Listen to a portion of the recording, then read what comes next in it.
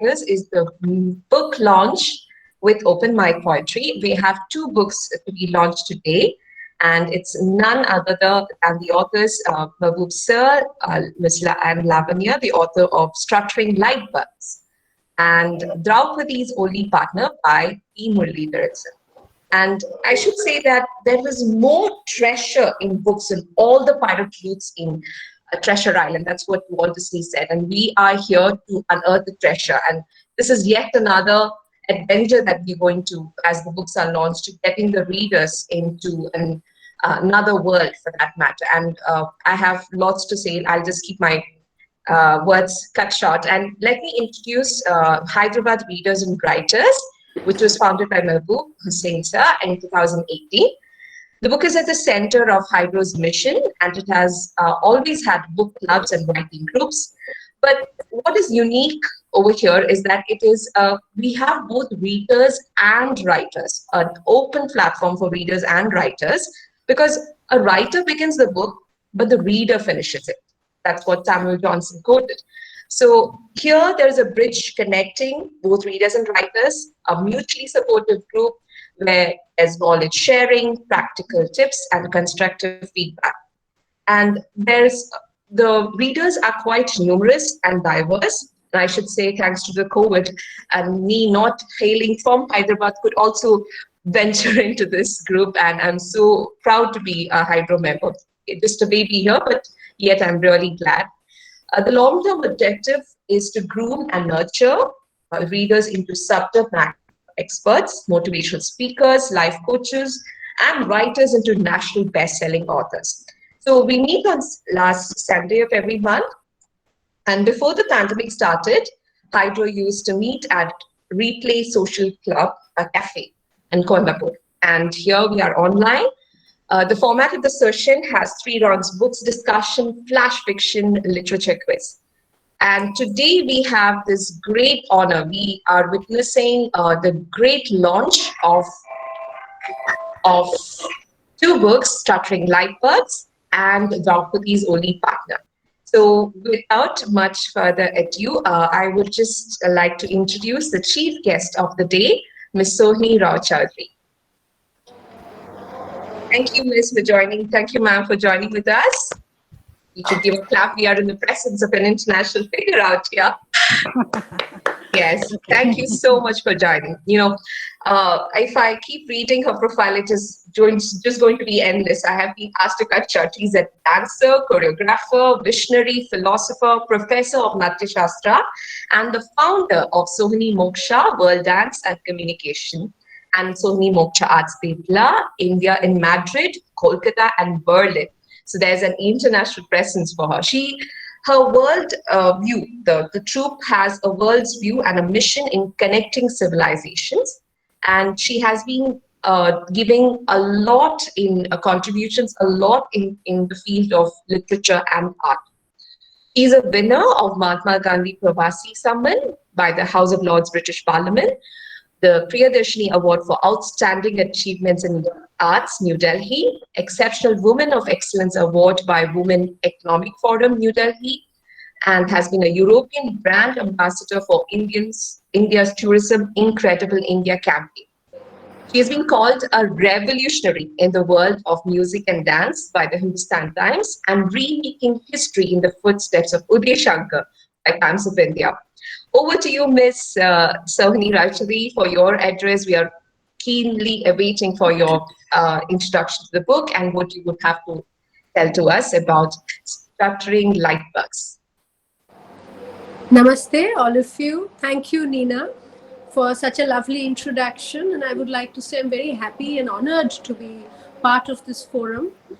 And what HydRAW is doing is very amazing because I've been a reader all my life. Being an only child, I've always read anything that came my way, and I developed my skills to dance and to write through reading. And I feel the importance of reading so much. And what HydRAW is doing is amazing because not only is it nurturing authors, it's nurturing readers, which is so very important. Especially today when you see iconic bookshops all over the world in New York, London, Berlin, Mumbai, just wrapping up like that. So what you guys are doing is like a revolutionary. It's like a reawakening, a Renaissance movement, and I hope it goes global, because I think that is very, very important in fostering empathy, fostering compassion, and bringing harmony back into the world where it belongs. So kudos to HydRAW, and I'm very honored to be part of this forum today. And about this wonderful book that I had the pleasure of and the honor of reading, I think Lavanya and Kalam Babu, as you're known, for me it was such an intense reading. It was like watching a film unfold in front of me, because of this magical realism that you had, and with such hyper relevant topics in it. Phone is ringing, phone is ringing. Can you see me? Sorry. Yes. Yeah, I just went off for a minute. So, and this in dance also, I've dealt with this a lot. I have dealt with the transgender issue in one of my productions called Lament. And the sensitivity with which this book handles that, gender issues and gender angst that has been and will be forever in all fields. And it has these very intrinsic and important messages that one should not judge on the basis of clothing, on the basis of chosen vocation, activities, and sartorial sense. And you need to own your dreams, you need to own your dance, and the world around should do it. So these lessons of compassion and empathy, woven with this supernatural thriller, was absolutely amazing. And it has topics close to my heart: the Devdasi world, which faced its abuse in the hands of the Brahmins, the higher caste, which are issues that our country faces, and the world over faces discrimination, not in terms of Brahmins and non-Brahmins, but in other ways. So this discrimination is handled so beautifully and in such a relevant way. And the fireflies, in their completely brutal, burning, scorching light, brings these facts to the forefront, and how dreams unrealized and dreams that are dead yet undead can bring about a havoc in society. So I wouldn't tell you much more about the book, because I think all of you should buy it and read it, because I love owning my book, smelling the paper, and the utter romance of owning the book and being able to read it and have the colorful, beautiful cover in front of me. So I would really ask all of you there to buy the book and read it, because it's absolutely brilliant and weaves in so many things and emerges as this supernatural thriller that kind of unfolds like a cinema in front of me. Intense, brazen, and so very relevant in today's world. So I would really like to wish the authors and the person who designed the cover all the very best for this brilliant book, and I hope to see it in a Netflix serial. That's what I thought of as soon as I got to reading it. So that would be all. I think all of you should read the book. Thank you very much. Thank you so much. Thank you so Thank much. you for it. So, in a way, as she was telling, I felt that, this book is definitely linking the visual arts, the performing arts, and the literature. It's a connecting world. I mean, that's really something that we look forward to. Thank you so much, Soni ma'am. And we have the editor here to speak a few words. I would just like to introduce her. She's a HydRAW member, Dr. Rizia Begum Laskar, a gold medalist in MA in English from Telugu University. She's a teacher by profession with a doctorate degree in children's literature. She's been teaching for the last 12 years in a college in Assam. She's got a PhD from Telugu University. Her primary interest lies in reading rather than writing, and has been associated with editing a few books which are basically subject related. And she is a life member of Council of Teachers Education, Assam chapter. Over to you, Dr. Rizia. Being the editor, what would you have to share with us? And please share your thoughts on the book and address us all.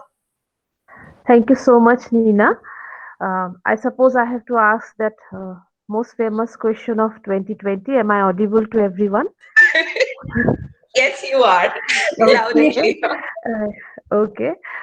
Thank you so much.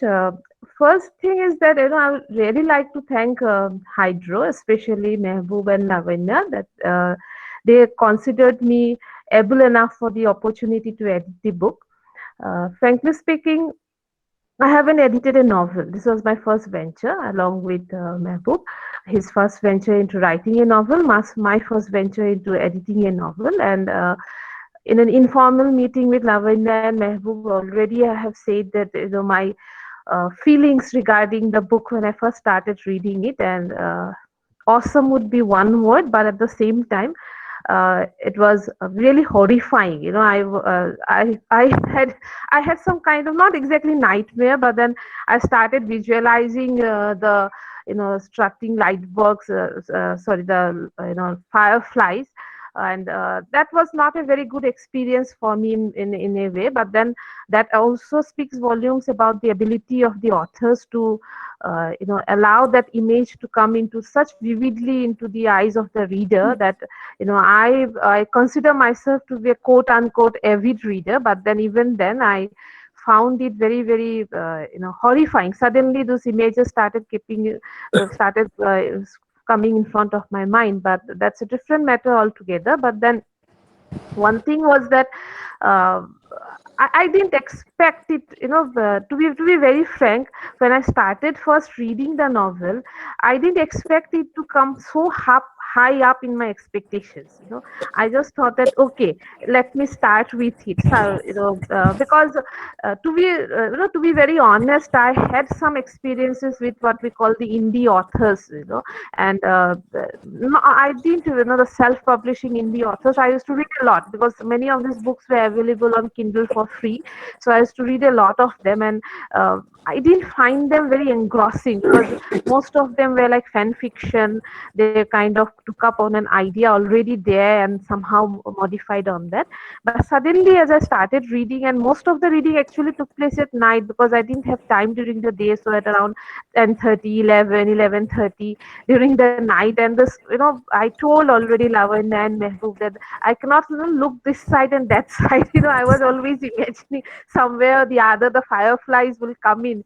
um, so as I started reading the novel, and my expectations started getting higher and higher, and I told because I say that probably it is because of my literature background. I thought that the language was slightly a colloquial kind of a language at the beginning, but then 2 or 3 chapters down the line, I really liked it because I felt that this is the kind of language that will be used by people who speak the daily use language. And it was, as Sohini ma'am has already said, that the two things that really hit me hard was the way in which the concept of transgender was issued in the novel. It was a very very empathic kind of an addressing. I won't use the sympathy word. It was a kind of there was a lot of empathy in treating the concept of transgender along with the concept of devdasis. Both of them are, in many ways they are taboo words in our society still, but they have been used in such a brilliant manner, in such a lucid manner. And the best thing that I liked was, I was it sometimes happens as a reader that when you are reading the novel, you have a certain kind of ending in mind, that the novel, the work will progress in this way and it will probably end in this way. But very often we find that you get cheated. You feel at when the novel ends, you feel that that's like throwing up. Why did it end in this way? Why it didn't end in some other way? As a reader, we don't find the satisfaction. But somewhere during the reading, I felt that this book is also going to do the same thing. I won't reveal the ending because there are many people out here who haven't read the novel. But then it was one of the most satisfying endings for me.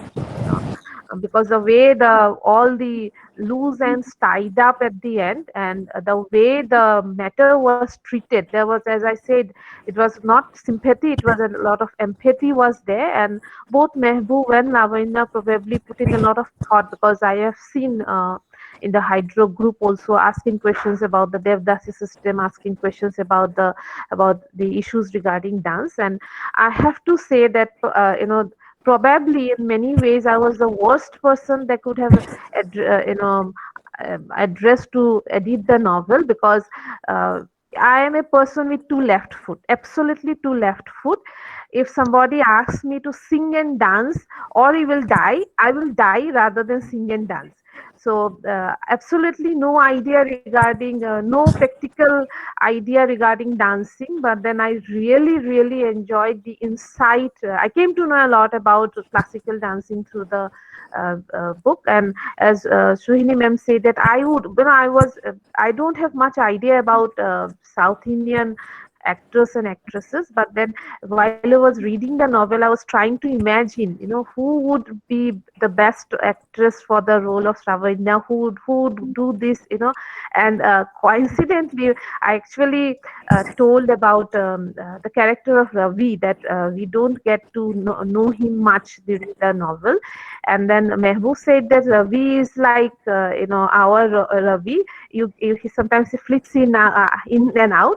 And suddenly, I don't know, this is a coincidence, I was just looking at Ravi's picture that he has put in, and somehow I don't know why it coincided with the idea of Ravi that I had in my mind. That you suddenly, when you read, you have a certain idea of a person.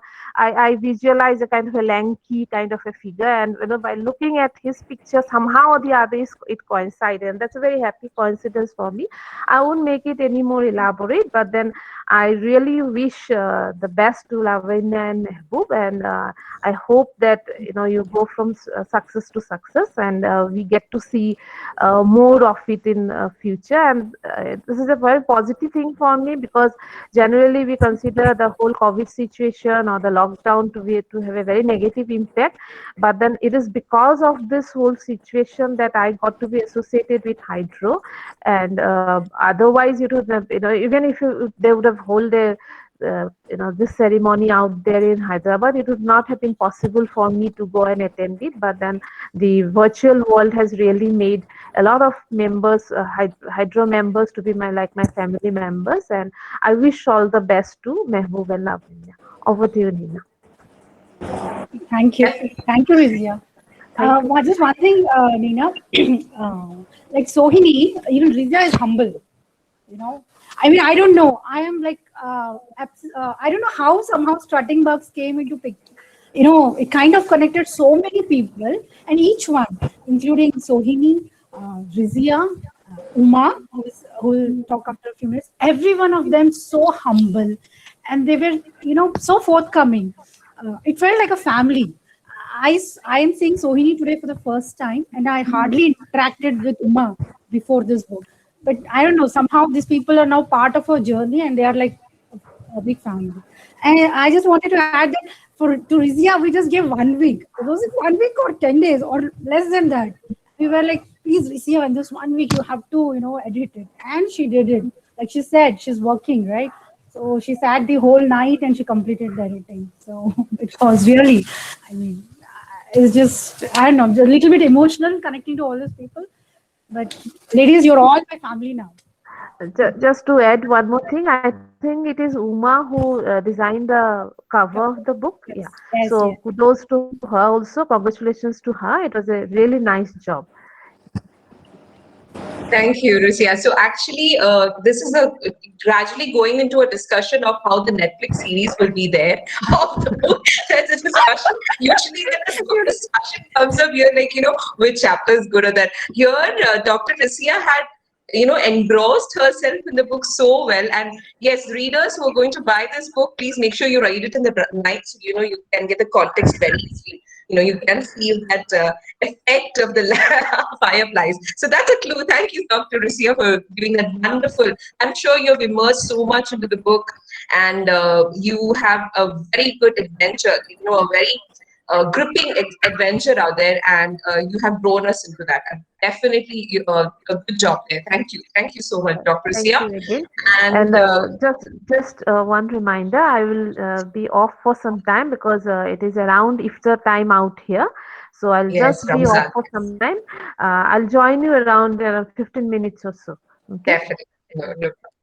And what better introduction to give to the cover book design, Miss Uma Makla, coming from a family of poets and writers. She had the urge to write and a passion for storytelling, and it has led her to a different medium, that of colors and canvas, where she can spread her thoughts and emotion. Ms. Uma had paints to express herself, and her subjects are mostly women and nature in harmony and bliss. Her artworks have been exhibited in the galleries of Hyderabad and other cities. So when we had this cover design, there were two cover design options that was put in the HydRAW WhatsApp group, and we were like, everyone was like, "Wow, what is this?" I mean, it's really out, like you have actually taken it to another level. I mean, when I got to know someone entered that. Okay, so there's a lot that we can get. A picture is 1,000 words. It's worth 1,000 words. She has. I mean, now when I hear it from Miss Rohini and Dr. Rizia, she has imbibed some of the elements and put it out on the canvas in a way that it reaches out to you. Wonderful work, Miss Uma. So over to you. How was your experience of this and your take on the book? Good evening, everyone. Yeah, I'm really excited to be part of this book, Strutting Lightbugs. Really very happy to associate with Lavanya Nukavarapu and Kalam Babu Garu, of course. Uh, really enjoyed painting it. When Lavanya told me the story, immediately I decided to paint it. I liked the story. She even told me that unless you like the story, don't take up the job because it won't come out that well. So really, I loved the story, and then I enjoyed painting for it. Yeah, and she even suggested me. She gave her ideas for the cover page, and she wanted furious Ardhanarishwara. Raudra Ardhanarishwara. Usually Ardhanarishwara is blissful. He is not furious because he is with Parvati, happy and blissful. But she wanted furious because the story requires it. That was a challenge for me because usually my paintings also are like calm and serene. Even when I paint Shakti, also that power is there in her calmness. So this was the challenge. So I took the help of colors and posture. Then I tried for the furious Ardhanarishwara, Raudra Ardhanarishwara. Yeah, but I think what mostly Uma got it is just the face, the bliss, because the story demanded. The Yeah, story, yeah, I know. yeah, I know. It's not actually, we are not painting Ardhanarishwara. It's not a mythological story. I know what you wanted. When you explained, I really liked it. Anyway, I don't want to reveal anything. Let everyone read it. Yes, let's not let the cats out of the bag. Yeah. Thank you, Isabel. That was amazing. And we now have. I would like to introduce Swapnil. Swapnil, are we here? I'll just give a brief introduction about the publisher, Swapnil, and he has been working in the software engineering industry and solving customer supply chain problems for about 16 years.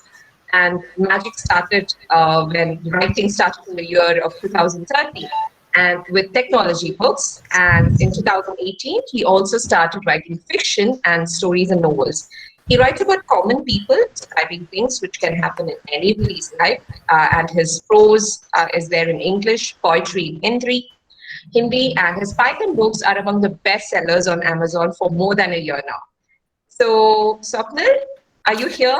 Yes. Hi. Good evening, everyone. Can you hear me okay? Yeah, we can't see you though. I have started my camera. I don't know. It's saying xsplits.com/Vidya. Oh, I need. Okay.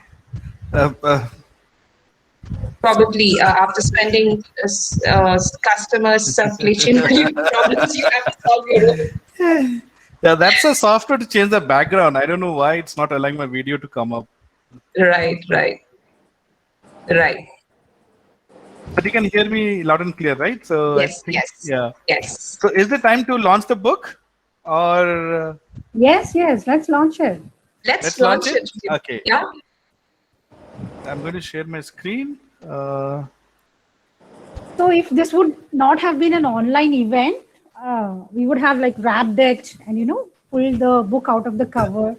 All of us would have been a copy, and Sohini would have launched it, cutting the ribbon sort of thing.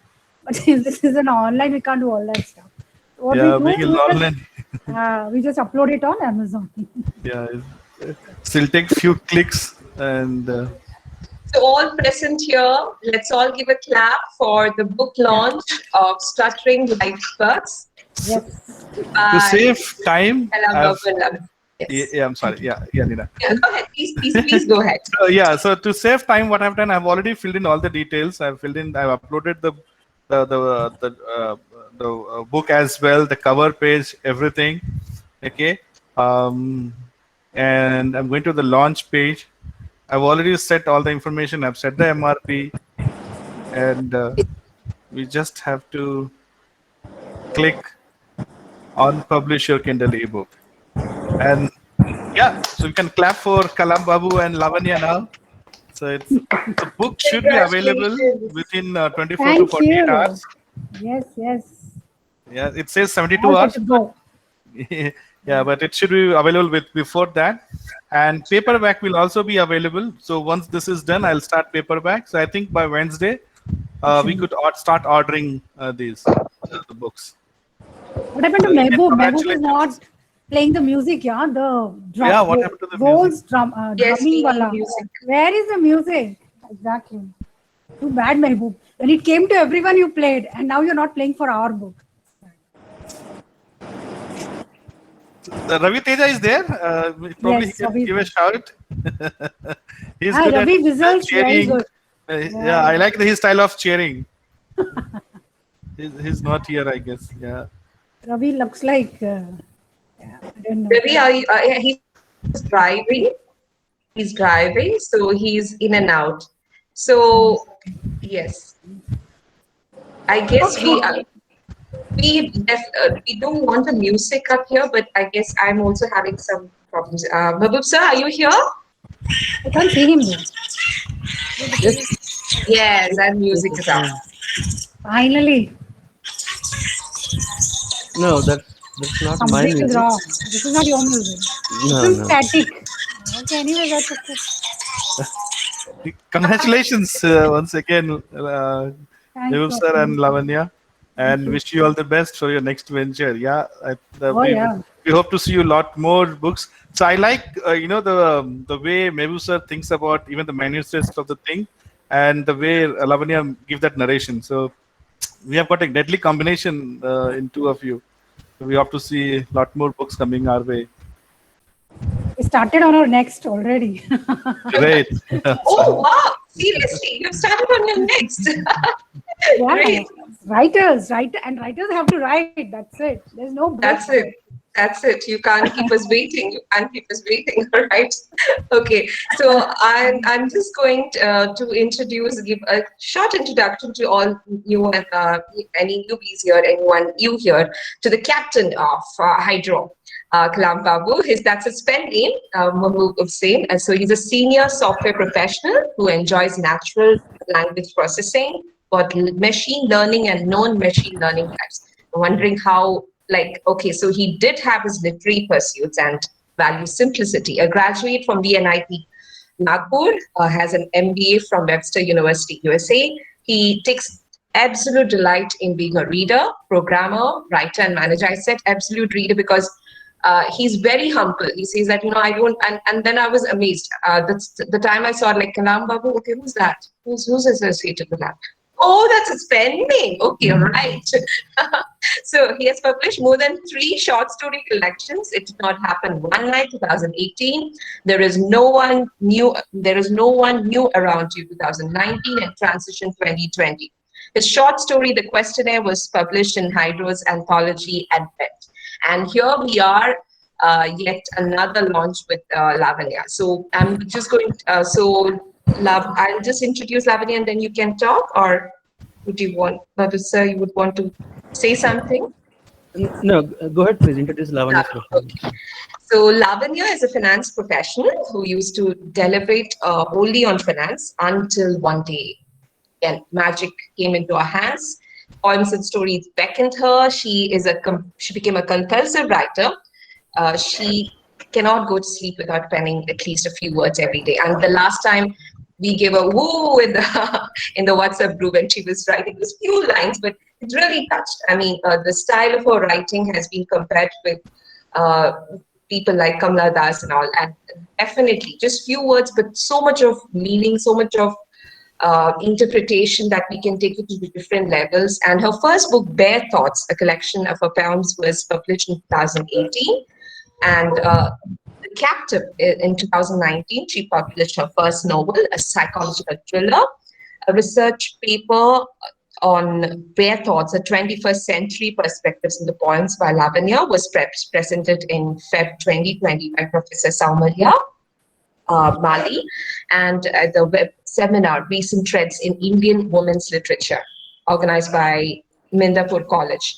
So there is, she's actually won the 52-week storytelling competition by Story Mirror, and is also a professional editor and likes to help upcoming authors in editing, guiding their works, and promoting new talent. Prior editing works include a historical fiction novel and a self-help and a political thriller. I happened to read some of her the story, like in the Story Mirror story, the ones she had published in the 52-week storytelling competition in Story Mirror. It was gripping. It just kept me like, it gave me goosebumps for a while after I read that, and she just caught me like that. And I'm definitely sure that's what the combination now. This is a very deadly combination that Kalam Babu and Lavanya has together written, and we have heard so much from Sohini ma'am and also from Dr. Rizia for that matter. So over to you. Please tell me about this journey. What inspired you to take up this particular matter of, there's dance, there's mythology, there is some real hard fact also that you have gone into so much of research. And because only if that research is so ground, if you have the truth in front of you, it makes you, as Dr. Rizia was saying, it makes you feel, oh, gosh, this is happening, but you need to know the truth. I can feel a sense. I haven't read the book yet, but I can just make it out. What's your take on the book? How did the journey start? Okay. So, to be very honest, the idea or the concept of the book was not mine. It was Mehboob's. So one fine day, we were just throwing ideas to each other. We were discussing, okay, what all ideas he wants to write, what I want to write. And it started from there. So it started, and you know what? And Mehboob only had 3 lines, or 3 different thoughts. First one was, there is a guy who is a male, but he dances in a female form. And then number 2, he said, I see some shrub and it's glowing. And then third, I don't remember now what was the third thing, Mehboob. But basically these 2 things were what, he came up with. I said, what are you saying? I mean, okay. And a dancer, okay, I get it. But a guy, why would he dance in a female form? I mean, at that point of time, before we started this book, I was totally unaware. Okay. Absolutely had no idea. I dance, but I do all this Bollywood type of dancing, pub dancing, I absolutely have no idea of Bharatnatyam and Kuchipudi, though my daughter learns. And then he was talking about the shrub and fireflies.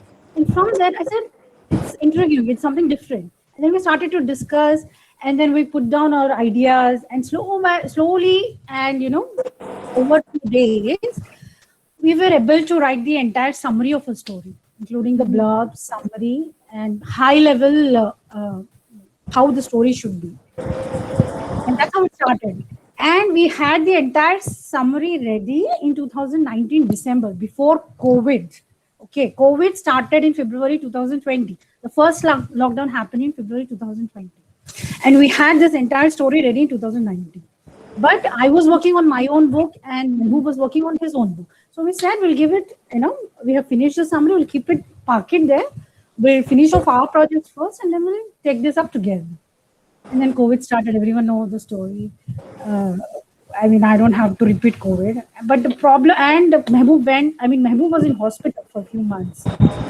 He's a COVID survivor, we can say that. And somehow all this went to a toss. And then December, we had our own books release, individual project. And then we started writing in January. Somehow we came up and finished it off by March. So totally the idea, concept and everything is Mehboob's. It's just jointly we have made sure that the concept or the idea or the vision he had in the start, we could, put it into a proper, solidable story format. And as we started to talk, as we started to write, we changed a few things here and there. We learned from our own mistakes. We said, oh, at that time we missed out certain things, let's add it this and all that. So that's how it started, if you ask. The rain started flowing, the magic unveiled. Rest is more going. of money, yeah. But between me and Mehboob, how it works is that I'm a little bit random kind of a person. I mean, I'll have some ideas now. I'll talk. Hurriedly I'll talk. I'll do something. I'll write a scene or something, and then just go. I don't have that kind of continuity and all that thing. And research, I'm not really that good at research and all. It was Mehboob who, most of the times made us like grounded. No, what you're doing, you're going too much into the fantasy or the, too much of imagination. It's not like that. You have to support it with a proper. So all the research, he did it. Okay. I practically didn't turn out any pages or went and Google search. Very few from my side. It was he who brought the books, who brought everything. I mean, the blogs, the books, the podcasts. And then he said, see, this is what is important. But what helped me was, of course, Mehboob is not a dancer. I am a dancer, but I'm not the very strictly disciplined dancer and all. So some part of my dancing probably. That's what. Lovely. Sir, so Lavanya is telling that you had kept it grounded, to some facts for that matter. What were the challenges that I know you would have to say something also?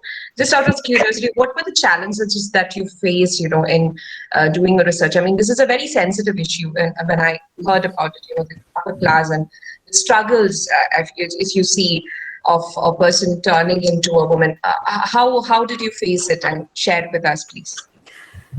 Mehboob, you want to answer? Yeah, that was for Mehboob, sir. Yeah, please go ahead, sir. Okay. The third thing that Lavanya could not mention in the start of the story was the supernatural thing, right? A male who dances like a female. Right. There is something glowing out there, and there is a supernatural thing. So that's the three images to start. And I told her, "What do you want to do with this?" And then it went on and took the form of what it is today. Coming to the research part, one thing that kept us on track was Muralidharan sir's advice.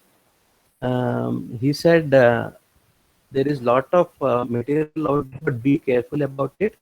Just remember, Devasys is nothing but violence. It's another form of violence on women, right? So I didn't look. That kept the perspective at the start. So when I started collecting the material, we knew it was deep about the Devadasi system, about the dance forms and how they evolved, the history and all, and how a dancer feels like, right? So those are the three areas.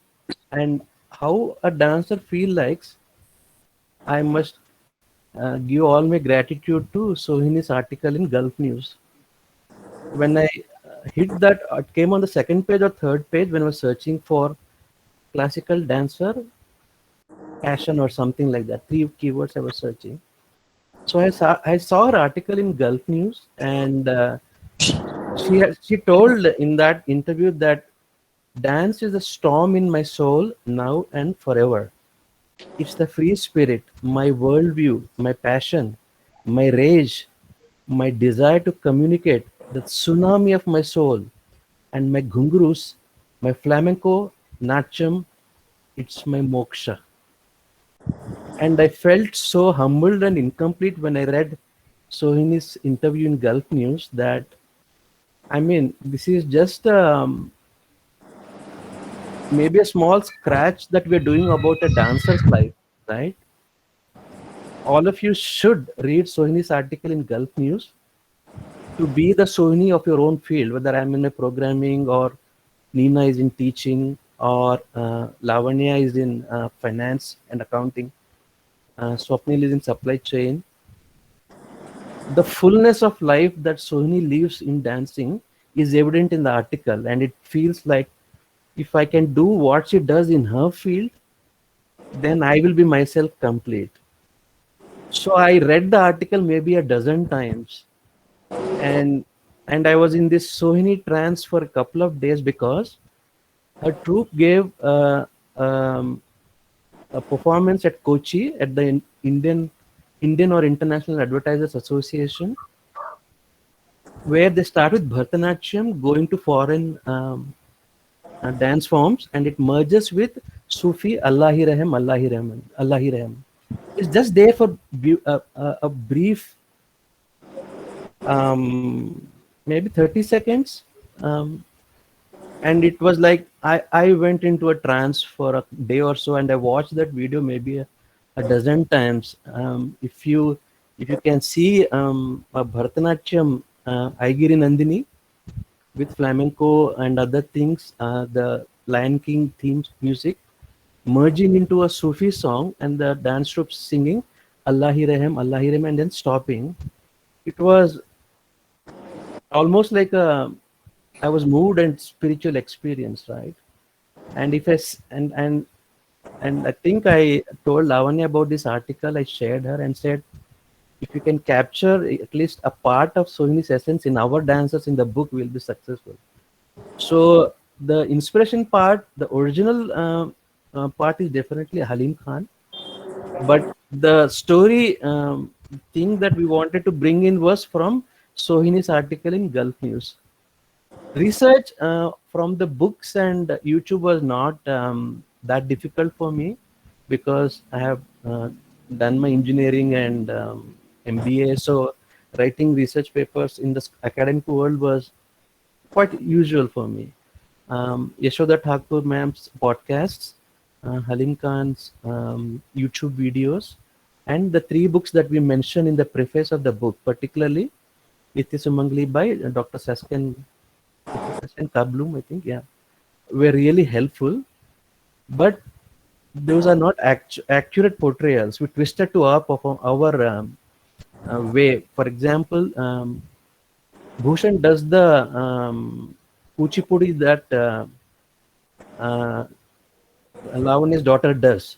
But Kuchipudi was not there 100 years ago, right? So we played with whatever, and we have a right disclaimer saying that none of this is accurate, okay? None of this is accurate because the dance Bhushan does in front of the temple was not existing if you go historically. And the Nityotsava routine that is done in Tanjavur in celebration of Lord Murugan is also not accurate. We put what we could understand with our limited understanding of this knowledge. So the kicker came, and it really helped me understand what synergy means. That 1+1 is not 2; it is 3. When Lavanya brought in the transgender aspect, and then the original climax I had was a very masculine thing. The hero goes and protects the world, actually, right? This strength, he's a dancer, he's a strength six pack body, but uh, she converted that to a more humanistic and the merging of masculine female psyche, so that the climax really shone. And I was, when the manuscript was finished, I myself was like, hey, this looks good. Yeah. It was worth the effort. So So the challenges were not in much of research, but a little bit there in putting it into the life of the characters. But I think we were blessed with the podcast of Yashoda Shakur, the interview of Halim Khan on YouTube, and the interview of Sohini in Gulf News. They were all guiding. It made us so easy, actually. Yeah. That's what the book, if tomorrow, if you guys will buy and read it, in the preface, it starts saying that fiction, there's no real fiction. Fiction is actually inspired by the reality threads. So all our characters in this book, in a way, are real people. Of course, like Mehboob said, we modified them to suit the story as per the story convenience. But these are all real people. The main character, the heroine Sredhanea, I told this to Sohini also on Facebook Messenger. I told her, my character Sredhanea is totally your shadow. And like Mehboob said, and we haven't yet started writing. I think started the first chapter, but I haven't yet started, doing the character arcs of the main characters in the book. And Sohini's blog actually helped us.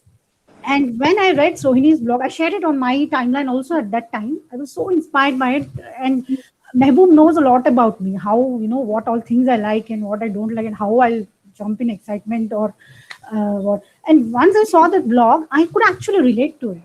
It is not only about a dancer, but it's also about an artist. Every artist who has a passion would probably feel. We just hadn't exact words to write, and Sohini put it there in proper words. And I think that, I think subconsciously, Mehboob, you're right. Subconsciously, somewhere, when I was writing the book, the blog, Sohini's thoughts stayed throughout, especially when we were supposed to portray the character. And Halim Khan, we tried to actually get Halim Khan as well for this, but I think he was busy or whatever, somehow could not, we were not able to contact him at all. But a male dancing in a female form, for this, you all have to see Halim Khan. You can easily find him on Google. Just Google Halim Khan, H-A-L-E-M. He is so beautiful when he dances like a woman. And when Mehboob showed me this for the first time, I was like dazzled. I said, what are we ladies doing? People say ladies are so graceful, this and that. No, sorry. It broke all the barriers in my mind. It is not like that. Men can be also like that. And you cannot judge a man for that. You cannot just, tease a man for that, saying that he is graceful. Oh, he must be some, that kind of a person. Or he's probably not a real man. It's all wrong. We all have man and women in us. Right? It is just, it's our choice. What we want to bring it out. Do I want to be manly? Do I want to bring the man side of me, or do I want to bring the feminine side of me? It's upon us. It's our choice. No one should judge us for that. No one should make or laugh at that. It's not right. So this was one of the things that's also part of the theme of this book. So I think, I guess we answered your question. Definitely. No, that was very, what I could see is that there's a lot, definitely, the more you say it is fiction and fiction, you have got inspired by many non-fiction, actually, reality of many lives. And Sohini's ma'am's interview or her works or many other works, they have sparked up the imagination in you. That was the source. And this was a joke last time, I think, in one of our meetings, like, if you read Lavanya's books, it's like hammering up into our heads, like you have to wear a helmet. So I guess this combination of Mehboob sir and Lavanya, now you have to make a full knighthood armor now that you're going to read it, because it's going to come from all the sides. Exciting, really exciting to read the books. And this is definitely going to, it has intertwined a lot of real life stories. And if you can actually change the line of thought, in the audience or the readers, that's definitely going to make a change in the society. We need to open up towards it. And I definitely hope the best and wish you all the best for this book. And I would just have to give audience any questions or Any other questions from the audience for Mahbub Sir and Lavanya on the book? If not, okay, yes. I do have a question. Yes, you will be soon Um, cast for this movie if it comes out. Yes, definitely you should have a question. You better write and take uh, lessons from Sohini. Come on, it's Ra- not HydRAW group. It's an event. You should be like, okay, come on. Raviteja is asking a question. Let's face it. So by the way, uh, I'm really glad Mahbub sir and Lavanya, uh, you collaborated and you brought a book into this this ocean of knowledge. So I'm just asking you, have you ever had any experience regarding dealing with uh, a friend or any other third person, whoever have been you say, I'm sorry, I can't on my video because I look pretty messy right now. So have you ever had an experience of having any friend or yourself or any third person feeling like feminine feminine energy inside a male or man inside a female? Because yes, obvious, it's not like all the predefined things as man should behave like this or woman should behave like this, woman should be like this. After all breaking all such kind of things and getting on grounds, have you ever had an experience like that? I had a few experiences in my college. There was a girl who was most, I mean, like tomboy character, and I mean, there were so many rumors about that girl and all that, but at that time I was very young, But now when I remember that incident, I feel ashamed of myself. I should not have judged that. And other than that, when I was working in one of my previous companies, there was actually a male couple, but no one knew that it was a like I know I'm just not maybe probably answering your question in the right sense, but what I want to say is I have seen some different sorts of what do you say, people behaving in a different way or that, but never had I never talk to them face to face. But from friends to friends, because these things people are not comfortable to talk face to face directly. So to know and experience from that person, you cannot just go and approach. Hey, I think you are a little strange. I just want to know. We can't do that. So it always comes on a very indirect channel, like from that friend to another friend. So one of my close friends is also a close friend of that person. That way, yes. Okay. So I somehow can understand how people judge these people. In fact, I was one of the persons who judged them. But now, after you know having so much of experience in life, we have to change. We have to change our opinions. So that's how I don't know whether I've answered your question, but that was the nearest experience that I had. So Ravi, I don't have anybody in my life who feels the gender divide within opposite body, but personally, I do feel I have a little bit percentage of woman and little bit percentage of a child in myself. Obviously, yes, yes, Uh, Mahbub sir. Because and we are sometimes, made of right, half man, half mother, and half right, father. So we right. can't distinguish ourselves So as pure male like that. this transition into that feminine um, um, thing or whatever you call happens briefly once in a while, in times when I'm intensely emotional or when I'm lying on a hospital bed. Somehow it feels feminine for a couple of hours, and sometimes with people very close to me, I become a child. You can't believe that this is Mehboob. Um, Wow.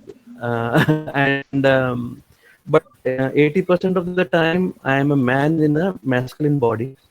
The remaining 20%, 10% woman, 10% child, keeps bubbling sometimes. I think it based on the surroundings or the emotions. Something happens, and I briefly go there and come back. It doesn't linger long. So but in my life I haven't known anybody who actually feel the opposite gender of their sexual physical body. So Great, great. thank you. And there are And, certain and subtle one second, things as Lavanya, yeah, before I forget, and yes, those who read the book, just may keep note that fiction is inspired by reality. reality. So Sravanya is inspired to some extent. Of course, we changed that to having MA in anthropology and all that, Yeah, uh, yeah. and but the inspiration is definitely Sohini. For Kiran, it's Halim Khan, and Ravi is definitely you, Ravi Teja, which means that you got to buy the book and read it, okay? And Yeah. Definitely. when Rizia asked, we are not knowing much about Ravi because there's no character sketch of him, and we said no, we want to keep like that a bit light. Let people imagine how Ravi is because our own Ravi is like this. He comes in and goes out, and we don't know much about him. So, all right, So I'll that stop Ravi here. was not me. I got No, overwhelmed all of a sudden in the middle of right. a meeting. Right. So you'll find Ravi as a very important character in the book. You won't find him in the summary or the black blurb, actually. Okay. Yes. Okay. And That's just to, not me, I right? wanted to add a few things. A lot of times we say that men should not cry. Okay, I mean one of the things that I wanted to talk about feminine and masculine side of. I have seen many of my friends crying, and people said nagging is always women. There are jokes about women nagging their husbands. Believe me, I have experienced a true nagging from a man, and that sort of nagging, I don't. That sort of nagging we women can never do.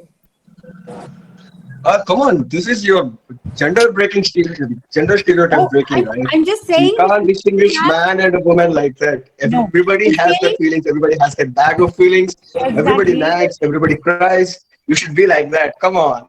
I am saying that only Ravi, but people say it's women who nag. That's wrong. I'm saying man can also nag, women can also nag. Man can also cry, women can also cry. But this is that stereotype quoting. No, woman always nags. Yes, it's Obviously. like jokes also around it. It's not right. So we have to change our perspectives. Okay, anyways, that's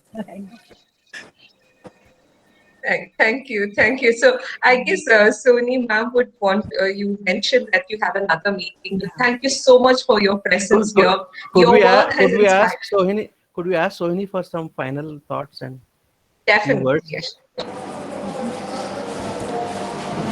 Yes, as I said, these gender issues were very important. As Lavanya was saying it, we put men and women in boxes. Men shouldn't cry, women shouldn't play football, and I always felt that the whole concept of the Ardha Narishwar is in within all of us. We have part yin, part yang, part masculine traits and feminine traits. Women can play football, women can be shouting and screaming and running havoc in the streets, and men could cry. It just shows your sensitive side. Yes, yes. That is very important. And as I say, I work with male dancers. In my troupe I have 14 male dancers, and the gender angst is there.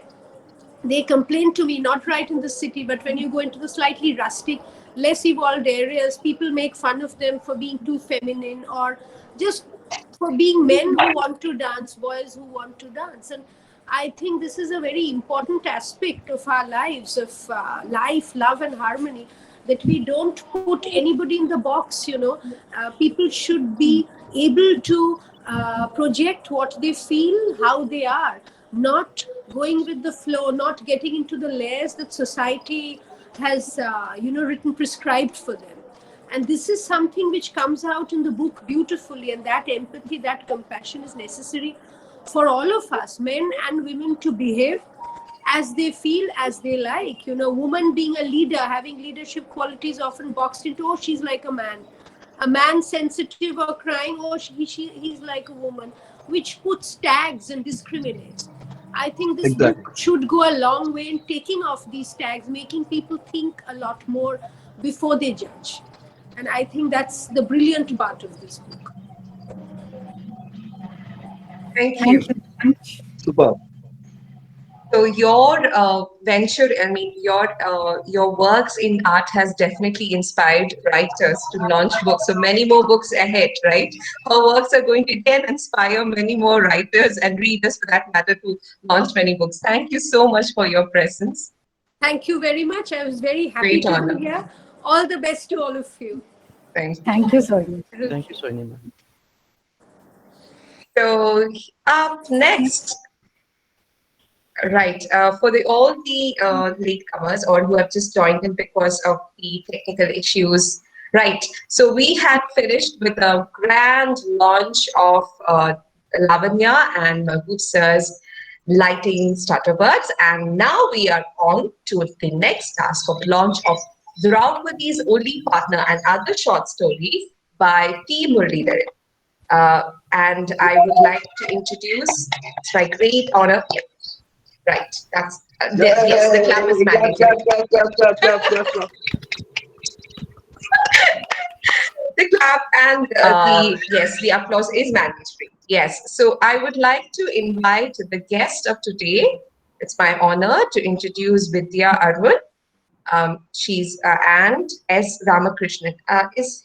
I would just want to just clarify, is S. Ramakrishnan sir here?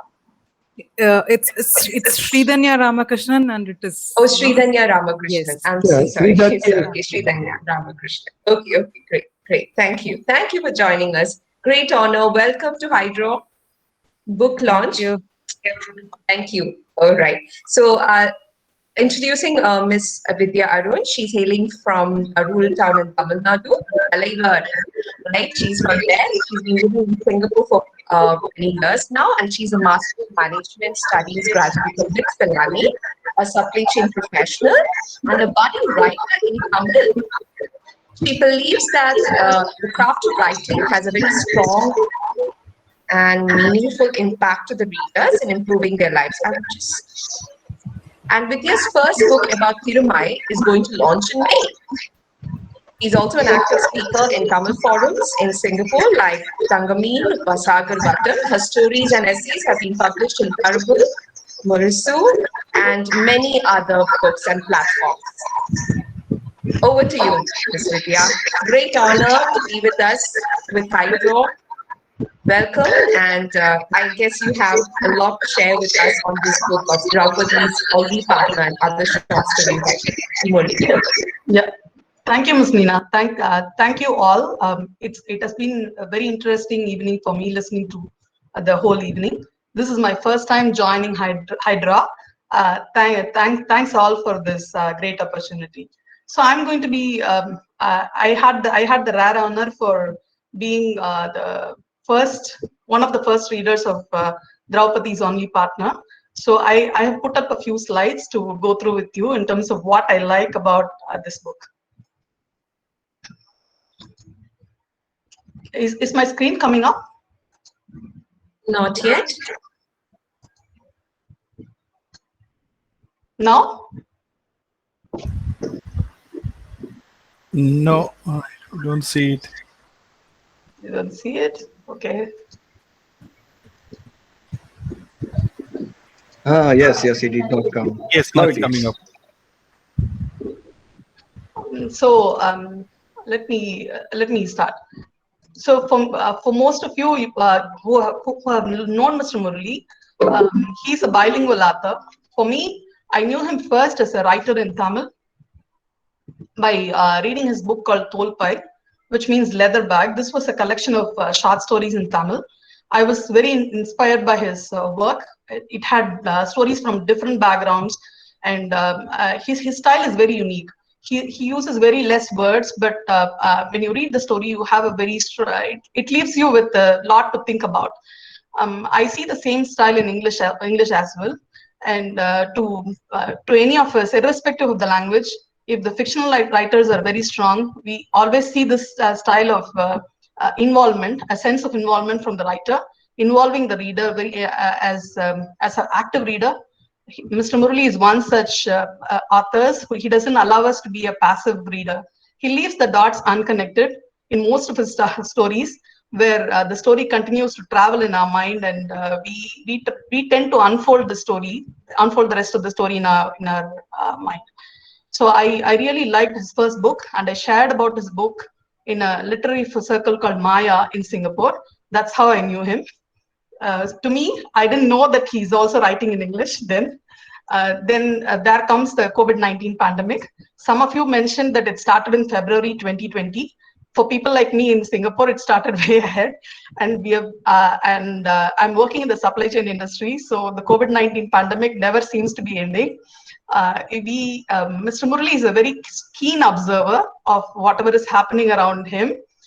In this book of Draupadi's Only Partner, as well as other short stories, there are many stories that are covering people and the impact of COVID-19, impact of this pandemic on everybody's lives. I saw stories about domestic help, people who are employed as domestic help, to even corporate professionals, some digital marketing people, and whatever.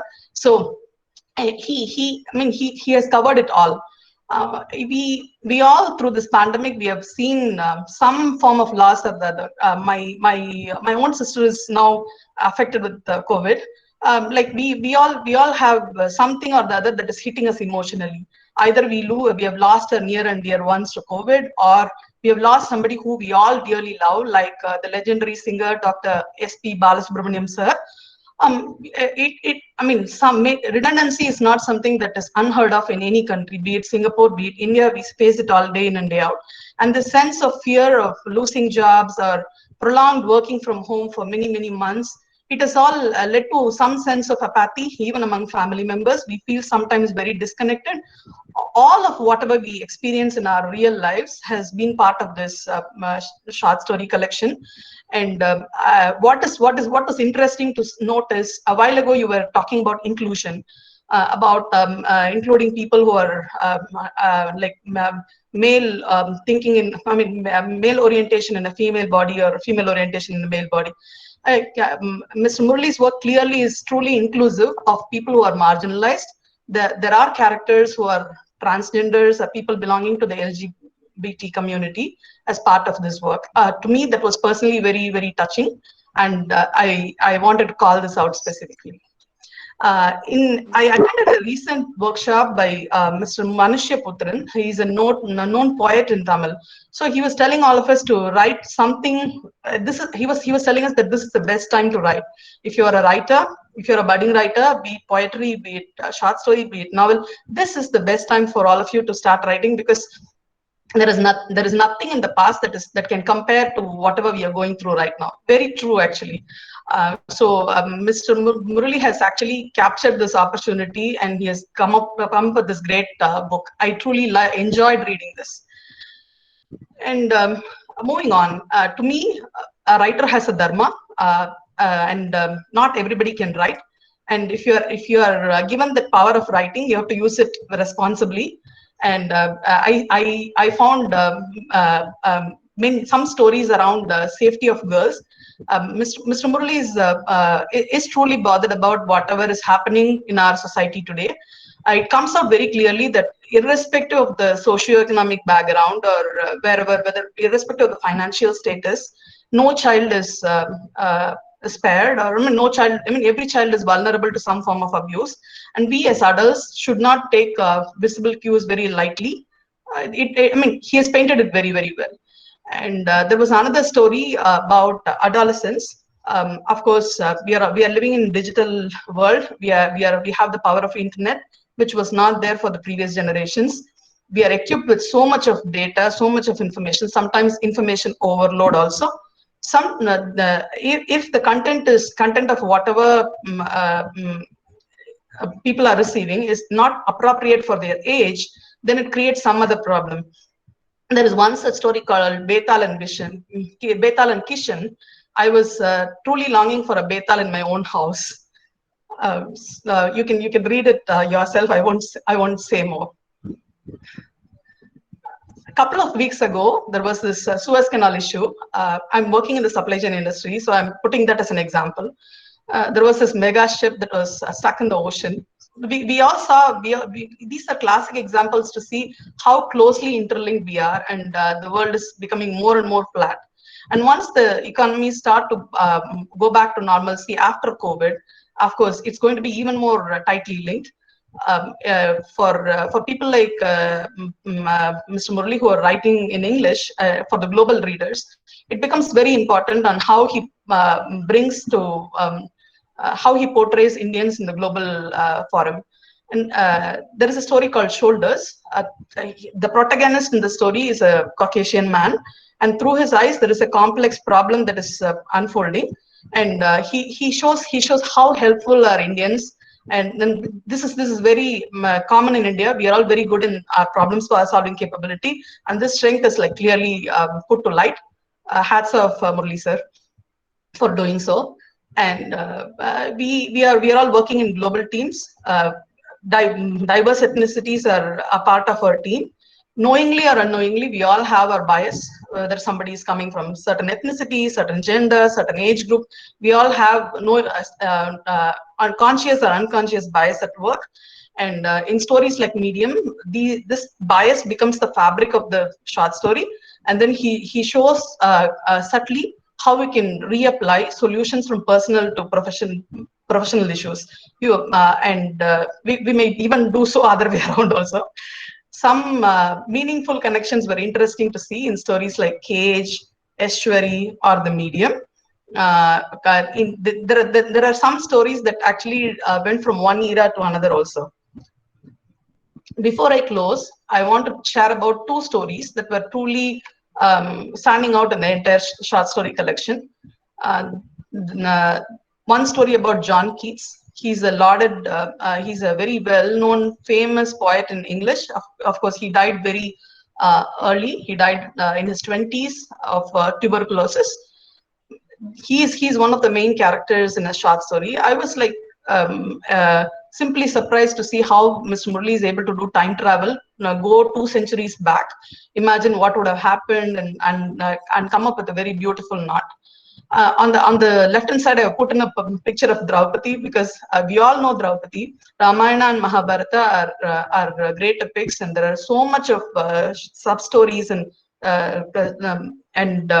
so much of information in those two epics that we keep talking about Ramayana and Mahabharata in our families to our children, whether we are living in India or whether we are living outside of India. Draupadi is also worshipped as a deity in the rural areas where I was raised, and even in Singapore, Draupadi is worshipped as a goddess. And every year, around a week before Deepavali, there is a firewalking festival here in Singapore for devotees who want to pay their respect to Draupadi as a goddess. This story of Draupadi's only partner is a conversation between two women between Queen of Virat and Draupadi herself. And the story is more about how beautifully Draupadi is responding to a question that is put forth by Queen of Virat. Before I close, I want to say that reading is joy. To me, I travel 1 hour in the morning and 1 hour in the evening in the MRTs of Singapore. A book doesn't make me realize the time that I'm standing in the train. And more often than not, I'm able to gather more experiences than just living my life on my own by reading. Knowingly or unknowingly, it helps me to solve all my personal problems very meaningfully. And this sense of reading has helped me a lot. I'm very happy to be knowing all of you. I wish Mr. Muralidharan grand success of this book launch, and I'm keenly waiting for many more to come. Thank you for listening to me so patiently. I wish you all a pleasant evening. Thank you. Thank you, Ms. Vidya. Indeed, that was really very elaborate, and you gave us a whole journey. It was like an MRT journey for us, like how you went through the book, what inspired you, and everything. We thoroughly enjoyed that. And definitely, literature is considered to be the immortality of speech. So, no wonder this book has been shortlisted in this very book has been shortlisted by Cherry Book Awards for the year 2021, Draupadi's only partner. So now we have Srinidhi Ramkrishnan, here with us. Thank you for joining us. She is a food technologist by profession and an aspiring author by passion. She has written more than 20 blogs in coffee lectures, publications of mediums. She has published 7 health articles in the mediums like the Infinity Thoughts, freelance content writer for Party Studios, and her debut historical fiction, The Court, won Best Aspiring Author Award from the Cherry Books Awards. She's also the co-host of a podcast for aspiring authors, LOL, Love of Literature. Welcome, Sridhati Ramakrishnan. Over to you. Thank you, Nina. And I would like to clarify my name again. My name is Sredhanea. And thank you, HydRAW. Thank you, Oh, HydRAW. sorry. It's okay. Oh, That's sorry. fine. That's fine. Apologies. Humble apologies. That's fine. It's a very unique Yeah. way that you put your name, the Sri Danya Raman. Yeah, that's okay. So yeah, I thank HydRAW and Mr. Muralidharan for having invited me to talk about Draupadi's Only Partner. I would like to highlight 3 things about the book. I'm not that organized a person as Miss Vidya was. She had a beautiful, presentation prepped up for us, and she took us through the entire process of not just reading, but she had insights about the writing of the book also. It was beautiful. It was beautiful, Miss Vidya. Thank you. And I want to talk about 3 things in particular when it came to Draupadi's Only Partner. One thing is, when you write a short story collection or an anthology, there is a conflict between access and authenticity. If a writer compromises on authenticity, it will reach more people. Because through different short stories, the author is bringing in different dialects, different cultures, different time periods, different people, different genders, and everything. So if he has to make the book accessible for more people, then he will have to make a commonality. He will have to make a common structure for the book. But as he does that, the book will lose its authenticity. You will not look, you cannot look at, like Miss Vidya said, you cannot look at John Keats, and if you want to make his language more relatable, then it will lose its authenticity. Right, so that is one huge plus that Draupadi's Only Partner had. It was a balance of both. It was both accessible and was also authentic. There were places where he had used native languages of that place, so that was adding to the authenticity. And because he was delving into each character and each psyche so effortlessly, it was accessible for even a little kid. And the second thing I wanted to touch upon was, I think I was happy to join in at the last moment of Mr. Mahboob and Ms. Lavanya's speech, and I was so happy that they had also touched on this. We all know this is a construct that all of us are trying to build. There is a small, not small, there is a part of masculine in every lady, and there is a part of feminine in every man. And I think as authors, we all are delving into that side of ours through our words. Every time Mr. Muralidharan writes from the perspective of a woman, I think he is delving into his feminine side. Art has that effect. We think art just has that effect on the reader, but it has that effect on the author also. We are all delving. We are not just diving into a lady's perspective. We are diving into a lady's perspective, which is inside a man. That's what art does in any form, be it literature, be it painting, be it dance, be it singing, anything. So the art is a form where we can explore parts of ourselves we never thought even existed. So by talking about female characters in his book, by talking about child abuse, by talking about child marriages and all that,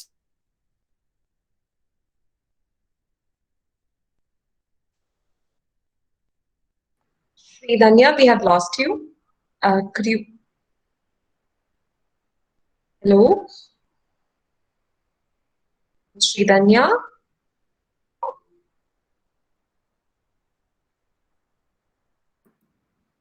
Just frozen. Yeah, she's She's frozen. there. And yeah, I'll just give her a word, Sredhanea.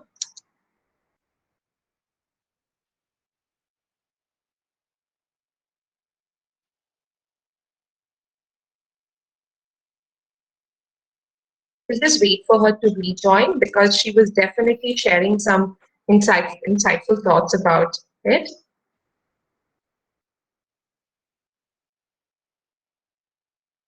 Right. Now she'll join because I don't see her. Yeah, she can rejoin, then she will get back directly, I guess.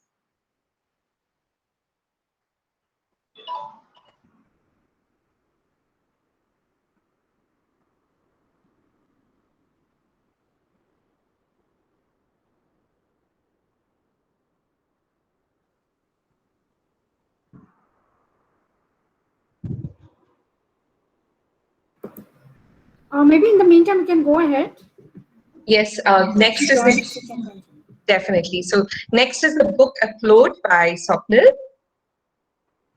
right? Yes. Oh, Swapnil? Yes, I'm ready. Right. I think this time my video will work. I've disconnected Yes, the we did have a glimpse of you. Yeah, yes, there yeah. you are. I Hello. can see you. Okay. So, Murl, I'm going to share my screen. Yes, I'm going And to. Sredhanea is back. Okay. Thank you. Sredhanea, can you I'm hear very sorry us? for. Yeah, I can hear you. Can you guys hear me? Yes, definitely. Definitely. Yeah. So yeah, I can I continue? Sure. Definitely. Yeah. So like when he goes into each character's psyche and all, we are also going to the characters, right? And the third thing that I wanted to talk about was some books, leave with answers, and you will remember them for a while. But when a book leaves you with more questions, you will remember it for life. When I read Draupadi's Only Partner, it left me with so many questions, not just about the society, but about myself. I was reassessing my thought process. I was reassessing how our minds are conditioned to think a particular way, and how hard it is for us to change that, internal dialogue for about anything. Especially when he was talking about there isn't, it was so beautifully written, and all of us look at them differently, right? We say we are all inclusive, all of us are fine with the LGBTQ community, all of us are okay with having transgender friends and all that, but how many of us have made an honest effort I'm sorry, Sredhanea, we lost. to know their personal lives? We all, through movies, through different books, we have read about the problems they face at their own houses. Yeah. Am I audible? Am Breaking I at times. audible? You are No, you're getting you are audible. no, Lagging. Go ahead. great. Now you're audible. Sridhanya, maybe try to switch off your Yeah. video because you are like Yes, yes. we are getting That could be really. mixed. Maybe the internet speed is low.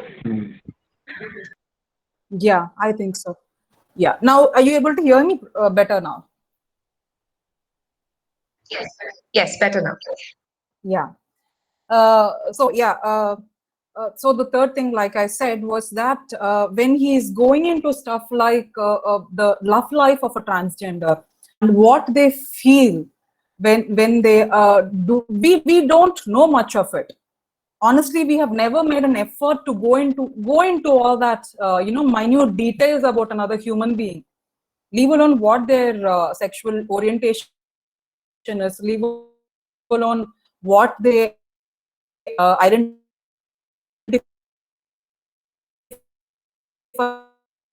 on through. All of us are living our own privileged life. even as women, all of us, we all say we don't get enough pay, we are not given equal pay, we are not let to do what we want to do, we don't have freedom in the world, and we are scared to even step out in the night. As women, not having been confused about our own orientation, if we are going through so much confusions in life, think about what they would have gone through from when they were a child to now. And that is beautifully brought out in this book.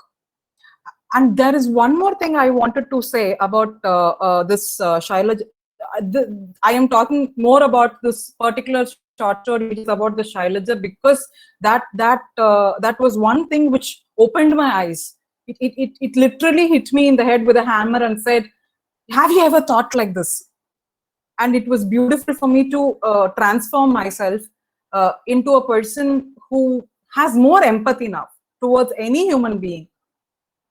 And that is the beauty of a book. It's tough to write a short story because all of us have very short attention spans.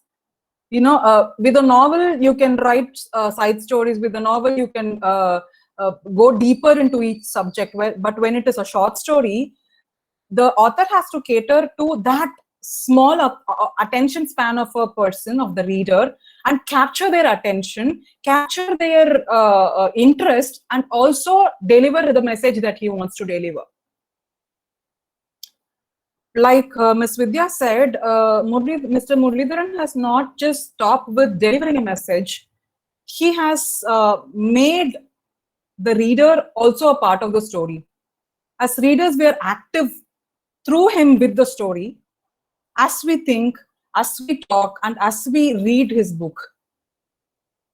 I was introduced to Mr. Muralidharan very recently, around 2 years ago, in another book event. And this Draupadi's only partner, I had the pleasure of interviewing him on that. And it was, the copies that he had sent me was one of the, the unedited and fresh copies. And I was so happy to hold it in my hands. I was so happy because with every story I read and I asked him questions, I told him, I have seen you as one person, I've seen you as this person that I thought you were. And with every chapter, or I mean every story, I'm seeing new dimensions of you. I'm seeing, I'm in a kaleidoscope of Mr. Muralidharan. That's what I told him. And I was so happy. It is very, very hard to separate an author from the book, but all of us, sometimes we have to separate the author from the book for us to know the book better. And through that process, I felt like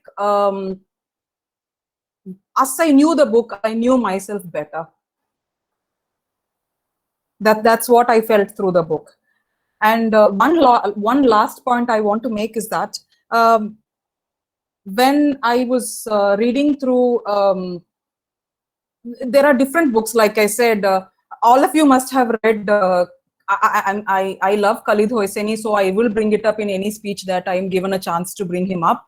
So we all have read Khalid Hosseini, we all have read books like Train to Pakistan, we all have read war books, we all have read books that are deeper, that talk about gender roles, everything that's painful, child abuse and gender roles and all that. But when we read that book, or when we read about child abuse and child rape and all that, we are always left with this aftertaste, this bitter aftertaste, and it lingers with us for a long time.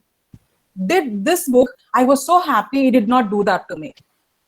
It did not do that. It showed that ugly side, but it showed the beauty, like the collateral beauty of an ugly side, of every pain. So it did not leave me hopeless. It made me understand as a reader and as a human being that there is hope despite of all the ugliness around us. And if I was left with an aftertaste, I definitely was left with an aftertaste of sweetness and nothing more. Thank you so much for this opportunity. And I think lovely way to end. Yes. the seatless. There is hope, definitely. There's hope regained in us. Thank you so much, Sredhanea. Thank you. Definitely, we could all connect to her while she was telling about the book. I guess we will also discover the different shades within ourselves. Like, we went on, the readers themselves said that they were exploring some different shades of Murli Silk. Now we're going to explore ourselves. Okay, so, now, why should we wait any longer? We have the book upload by Swapnil. Over to you. Thank Let's you. launch this awesome, amazing, wonderful book that is more, there is authenticity and accessibility to all. So give it up. Music, tali bajao.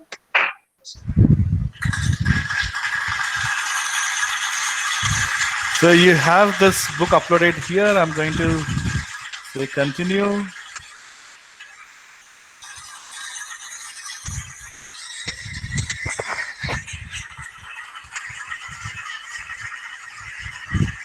Publish. Oh, yes. Yes. It's out for us readers. Now we can access it all and we would be having it, yes, less than 20 Yes. 10 In hours. the next 2 days or so, the book will be available both on Kindle as well as the print copies can be ordered from Amazon. And more details about both the books I'll share in the group. So, yep, congratulations, Murli sir, once again. And it's back to you, Nina. Thank you, Swapnil. Thank you. So, yes, that was, this was a detailed description, a journey. I mean, I guess you might have known some shades of Muralidharan sir by now, like as I was listening to it. But definitely, I have to have this honor of introducing him. So he's a well-known writer in Tamil for more than 2 decades and is now contributing in English, the lingua franca. I'm glad. So I could read. I can't get to now relearn and learn Tamil and get back. So in English, not only his short stories have been included in few anthologies, including HydRAW, several of them, as being published in online magazines and publishing house portals.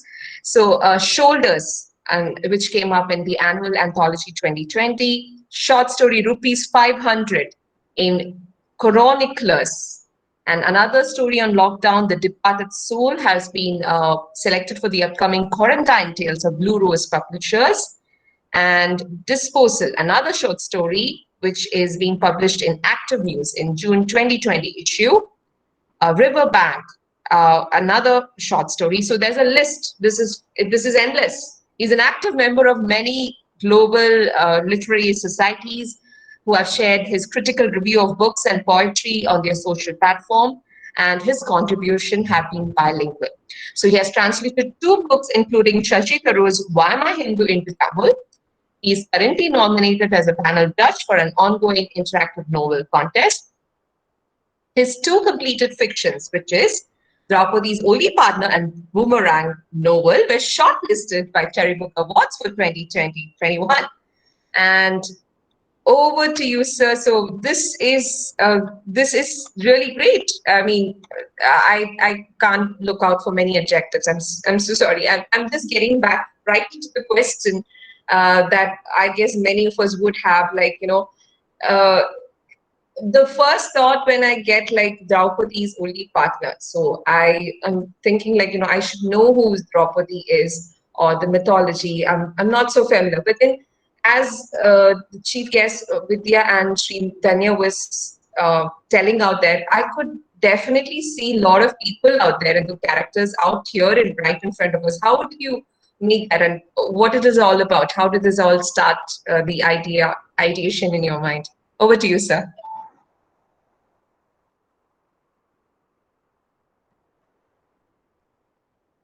We cannot hear you. Can anyone hear me? You mean about this collection? Yes, yes. About this collection? Yes, sir. Am I audible? Am I audible? Yes, sir, you're audible. Am I audible? Crystal clear. Okay, you are mentioning about I think there's a lagging. this collection. Uh, Ideating. No. You're Nina, asking Murli sir about is asking whether you are asking the about ideating part. ideation of this collection or in general. So, Hello, ideation of this collection, that's what I Hello? meant, but you can please elaborate. Your wish, sir. Hello? Yes, we can hear you. We can hear you loud and clear. I can close the video. Uh, okay. Now I am Sure, audible. sure. Yeah. Yes, sir. Okay. Are you no? Are you asking about this collection, the ideating part? Yes, sir. Yes, sir. No. Are you asking about this collection? How the ideating came? yes sir, Murli sir. That's what. Yes, Yes, Murli Murli sir. sir. Yeah. Okay. Actually, it's like this. When be it our HydRAW's two anthologies or any other call for anthologies. So these some anthologies are calling for your own work, and some are giving you a theme. And some people like the story mirror contest, they are giving a prompt and all that. So all these during the COVID lockdown days, these are challenging for me, and and the biggest challenge I would say is that so whenever I give a profile, I myself am having 22 decades background, and I have got so many contributions in so many magazines and all that. But the thing, the real challenge before me is whether I am bringing out something new,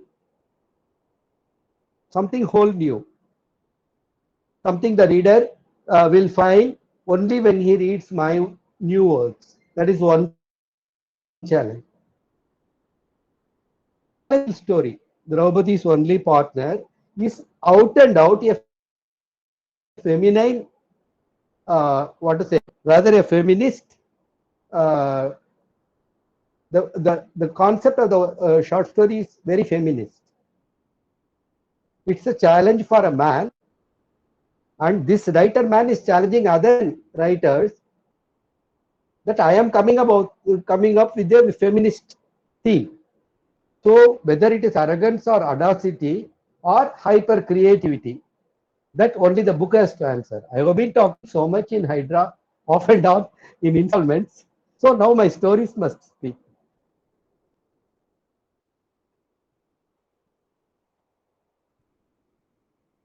Hello. I can continue. Okay. I thank HydRAW and ICA Publishing House and for this opportunity. And I thank Vidya and Sredhanea for their in-depth and wonderful reading and analytical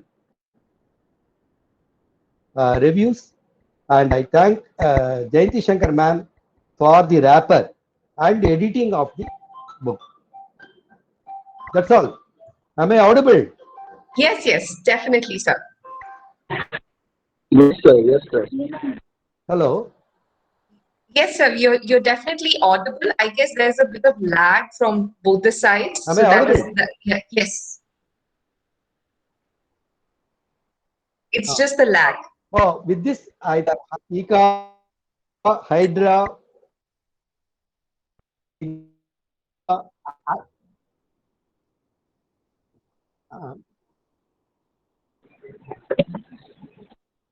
and Jayanti Shankar ma'am for her editing and wrapper.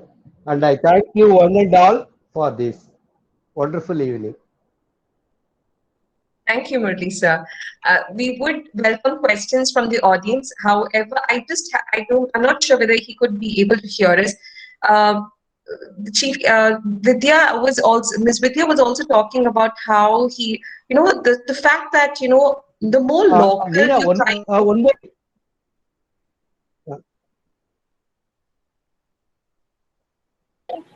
Nina, I guess you should give a minute to Murli, sir. Okay. Down. His Lag is video there. is There's a getting, lag. yeah, Yeah. getting lag. Yeah. Or else let's put a message that Murli sir is One thing I getting wanted to lag. tell Just to let for you the know. parents. No, am I audible again? Audible again. Except for am I audible, Okay. nothing What I is wanted to tell is, audible. okay. Okay.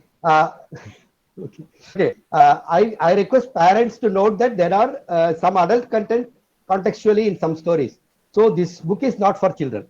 Okay, that's all. Thank you, sir. Thank you, sir. So you were clearly audible. I'm so sorry for the technical issues. I don't know how we could manage. I just had one more question. I don't know whether it's relevant, but did you consciously make, I could understand that there was a local approach to the language that you did. Was that deliberate? Because it is always said that the more local you get, the more global you can be. So was there, the Tamil, the writing? Did you come up, was that intentional, or how would you be able to imbibe that in your writing? I'm pretty sure we should give some time because there's a lag.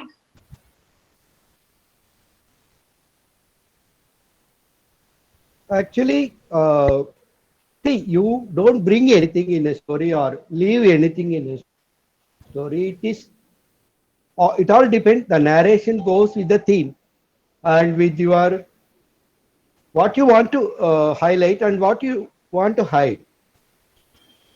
So then, particularly when you go plural drops, you may have to bring some dialect at least, because they can't be talking all the sophisticated English or just Hindi or Tamil also. So in contextually in one or two stories, this might have been there. Thank you, sir. Thank you, sir. Now it's open to the audience for any questions on Sir Muralidharan's book, Draupadi's Only Partner and Other Short Stories. Audience? For a couple of minutes. Because, hello, Murli sir. I'm really glad on your journey with your writing. So I'm one among a very few members who got the book. The first copies. It's like a proper printout that I got, but due to some things that are happening in my life, I couldn't be able to open this book. But I'm really, after listening to Sredhanea and Vidya ma'am, I'm really excited to read it. Uh, Definitely, Periyappa, I'm gonna give you a really detailed review about Draupadi's Only Partner, which I'm holding right now. Which I literally got it bound. So I'm really glad that I'm already holding your book, and I really congratulate you on your amazing, amazing thing that is in my hand. So uh, it's like holding a family member's book. It's like apart from my books, it's really a privilege to hold it. So thank you so much. I'll end my speech. I'm glad to be part of this HydRAW family, and I got to know so many amazing souls here. I'd love to congratulate Mahbub sir and Lavanya for their uh, amazing book that is also happened today. I'm really waiting to read it. That's like giving some brain gasms for me. So obviously, chalo. Thank you so much for giving me this opportunity to blabber whatever that is coming in my mind. No, definitely, Ravi. That's like a lot of pride, like I can imagine the excitement that you have, like, like a child, like, I have the book here and I'm waiting to read. I'm so proud and so worthy. So what more much greater honor, like, pride and on the day it is launched and you shared this joy with us. And now we are Exactly. discussing Miss Vidya and Sredhanea had definitely, given a lot of illustration of the book, and we're just about, and you have it, and I can imagine. Thank you for sharing And with all us. of a sudden, I'm feeling really popular. Really popular. Great. That's Thank you so really much. great. Thank you. Thank you. So, woo, so we have come to the end of the book launch, and it's out for in few days. Thanks to Echo Publishers, it would be out in a couple of days in our hands for us to read and get yet into another treasure island of myth and self-discovery and a lot of story, like, so much of treasures to unearth, not just within the book, maybe within ourselves. Like, as I was just listening to all these, there's so much that when you get connected to a book of that sort, when you holds you, grips onto you, you also discover another shade within yourself. And I should also say thanks to the for the book art of Draupadi's, if she's not here, the cover book, the design that has gone to so much of pain, and a lot of lives are intertwined in just publishing the book, listening about it, the making process, so much of, endless sleepless nights that would have, gone for all of them, including anyone who's included in this, the whole process. And thank you so much for all of you for sharing your thoughts with us. And I did have that Sredhanea had a question. Are you Yes. here, Sredhanea? Please Yeah, go I'm ahead. here. Yeah. This was a question that I had asked Mr. Muralidharan in his interview, and I want to ask this now so that you guys also can get to know about it. We all know who Draupadi is. We all know Draupadi had 5 husbands, and in the epic and in our normal, like all of us would have heard the story from our parents or grandparents, right? So they would have just brushed out and never even thought about what Draupadi would have felt having 5 husbands. We all knew what the 5 husbands did, the accomplishments they had, who all they killed, and what they felt when another man who was a cousin pulled her hair and all that. But a woman with 5 husbands in an Indian society was very new for that time and even today. I think, I want to ask Mr. Muralidharan, how did your mind go to that point where you thought, what would Draupadi even feel? And if you ask her, who do you love more? What would she say? And that was a beautifully, titled short story. Because we all don't know who Draupadi's real partner is. She had 5 husbands. Whom did she like the most? Did she even like all of them? Or any of them?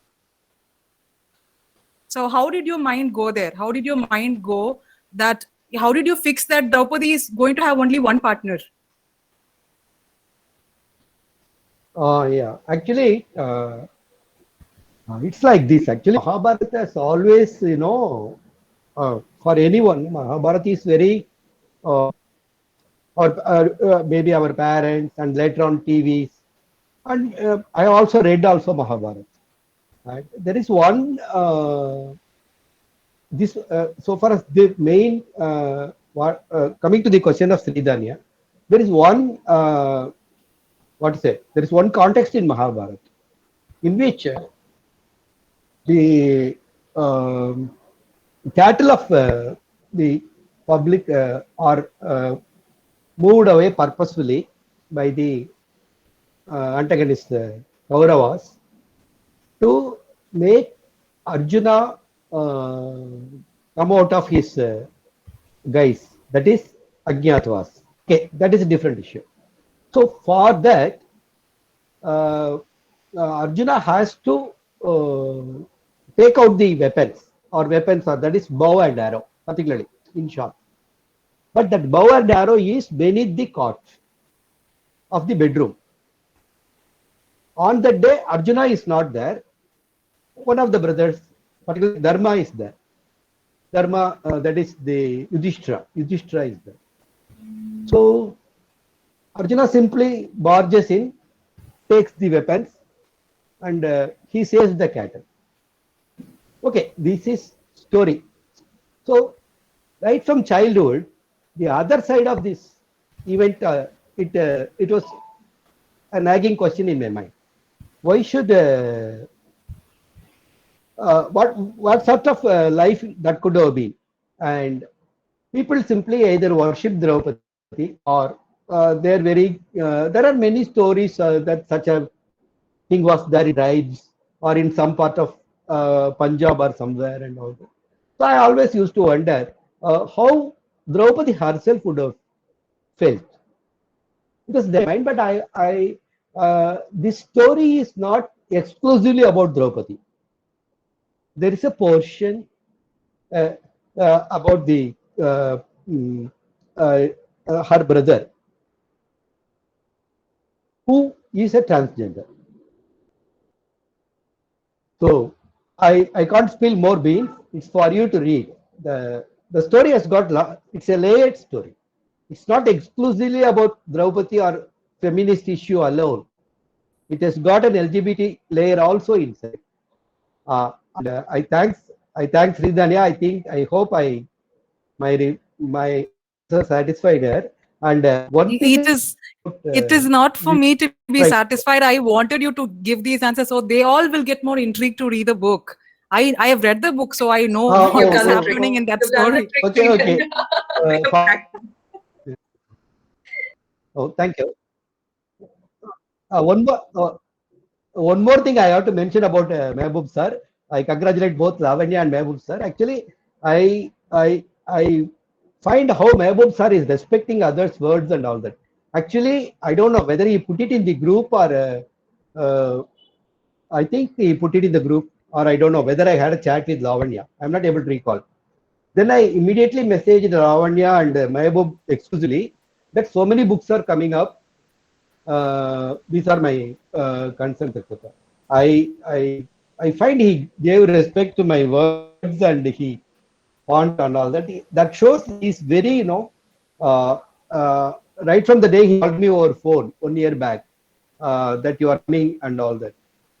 From that day, we have been in touch, and the kind of person he is, I really have to emulate his kind of humility and genuine respect for others' views and accommodating everyone and carrying a team along with you.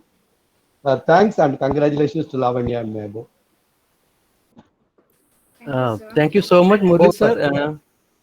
Murli sir, thank you so much. You sent the message to me and Lavanya both directly on WhatsApp. You do not put in the group. You said that keep in mind that Devdasi system is nothing but violence against women. I recall. And so that was always there at the back when you wrote the story. Thank you.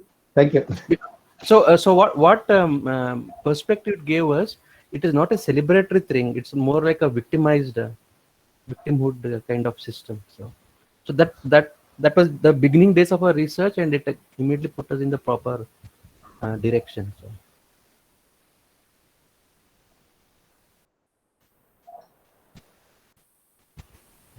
Okay. And I think as authors, it's always, we should always discuss ideas and express our opinions. And of course, we should respect each other's opinions, but it's not, if some author is telling you that please be careful at this point, and especially Muralidharan sir with so much of experience. And so I think, it's naturally, we should take cognizance of that. It's not that we should just ignore it and say, it's not how it works, right? So, and I think Vidya spoke about Shoulders. So just wanted to tell you, Vidya, Shoulders was edited by me.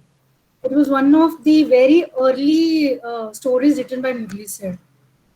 Now I think he has moved from short stories to big novels. And even his next book, political thriller, Boomerang. Yeah, that is also edited by me, but not yet published, I guess. Yeah. So all the best to you, sir. Definitely, I'll read your book, and I hope you will also read my book. Ready. The last book, you was the first person to read and give feedback. So I know it is going to be like that this time Certainly. also. Listen, I will download from Tim. That I will was download and read it as usual.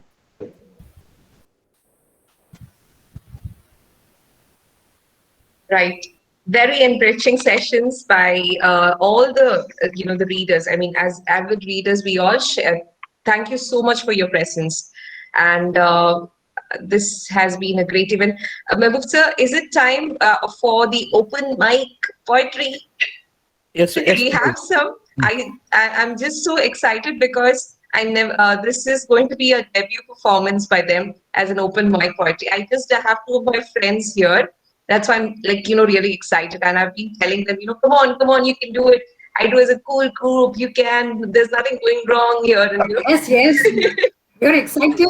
Bring the poetry on. yes. Who would go first? We have Roshni Varghese from UAE and Miss Rajita. I'm going to give all my support to you. Who would go first? Can I know? Are you here, Miss Rajita? Roshni? Can you say hi, hello? Nina, hi You're there. Nina. So shall we go? Shall we Yeah, go first with Nina. you? No, Nina, I'm just entering my home right now. Just came back Uh-huh. and I'm entering my home. Just give me like Uh-huh. 5 minutes to settle down. 5 minutes, okay, right? Okay, so she's going to Yeah, you venture can out go into ahead. spoken poetry. I'll just give an introduction. It's spoken poetry. It's not like the written one. I'm sure Lavanya knows about it. I mean, you could just define like spoken poetry. It's not like something written. It's all only performed. Like they write and they perform it on the stage and spoken word poetry. So that is her venture. Her debut performance and I'm so glad that HydRAW is she's come into HydRAW. I pulled her in, like, come on, perform it here. And you have a wonderful audience here out here. And we also have Miss Rajita. She's my colleague in Trivandrum International School. Miss Rajita, are you here? Hi. Okay, you must have seen grade 1B. Okay, she's teaching all these tiny tots, but then I happened to read her poem, which definitely got published, and I'm sure that this is a great platform to share, her poem with you. Over to you, Ms. Rajita. Welcome, Rajita. Thank you so much. Good evening. I was listening to everyone. Murli sir, I would definitely read your book in Tamil because I would like to read it in Tamil. Mehboob sir, I'm just introduced to you. I would definitely read your book. Thank you so much, Ms. Nina, for calling me, for inviting me. So I'm not a poet, seriously. I don't sit and write. It was just one morning after my classes. I don't know what happened to me, and suddenly I just wrote this. Just say about an hour or so I took. That's it. Not more than that. Just refining it. Say about another hour. So I didn't plan, but I wrote it in such a way. The first two lines came together, and then I planned to make it three. Next stanza three. Next stanza four. Next stanza five, and next stanza 6 lines. So I just read it. I didn't title this poetry. So I'm just going to read it. I wish I had a life abound with happiness. I dream of an abode beneath the meadows with unwithering blossoms and ever-running streams that orchestrate to the songs of nature. I wish I could wander like the wind and the brooks, swishing and swashing with no destined destination, exhibiting bliss through exuberance and passion. I wish an outlander alights, picks and rows me over the unknown realms of the universe, the realms that reveal the purpose of life. The never-ending expanse so mysterious has ever made me curious. I wish I was alone in the universe, celebrating its beauty in solitude, traveling through times and dimensions like a vagabond who has nothing to despond. What weirdness, unsteady mind in split second desires to partage the brilliance newly realized. So that's what I wrote. So I don't really know. So this was the same line. Yeah, you wouldn't call her a poetess? No. I was just saying, Rajita, everyone starts with like that, starts like that only. I'm not a poet. But then poetry suddenly spoke to me. It's a start. I mean, I'm just telling you. It's a start. That's how it happens. And then you slowly pick up your pen and you start writing. And like you said, you kept on refining and right. That's all we have to do. We have to keep it refining and refining it. Unless, until and like that's a continuous process. So Thanks, Rajita, for being with us and sharing your wonderful poem with us. I liked it. Thank you for listening. That's what I can say. Thank you for giving this forum to present it. Thank you, And Miss keep Don't Nina. stop scribbling. writing, keep writing. I mean, Keep whatever scribbling. would be, yeah, it might be in the start, but it will make sense slowly. So keep writing, don't stop. Thank you. Yes, thank you so much, Ms. Rachita. So she is, she's a teacher. She's my colleague in Trivandrum International School. Ms. Rachita, I couldn't give more details. Where are you from? Could you introduce? You can be a brand new member in HydRAW. Join in. Oh, okay. I am from Kerala, from Thrissur, but I was born in Tamil Nadu, Chennai, and brought up there. And again, I'm working here in Kerala. That's it. There's nothing much about it. I'm a very, not big like you all, very small in size also. She's too humble. She has been giving rich, and she's been too humble. She's been giving enriching experience for the students out there. So So, she and makes, Rajita, we are all envious of you. Sorry? We are all having problem with our size. So we want to be thin like you.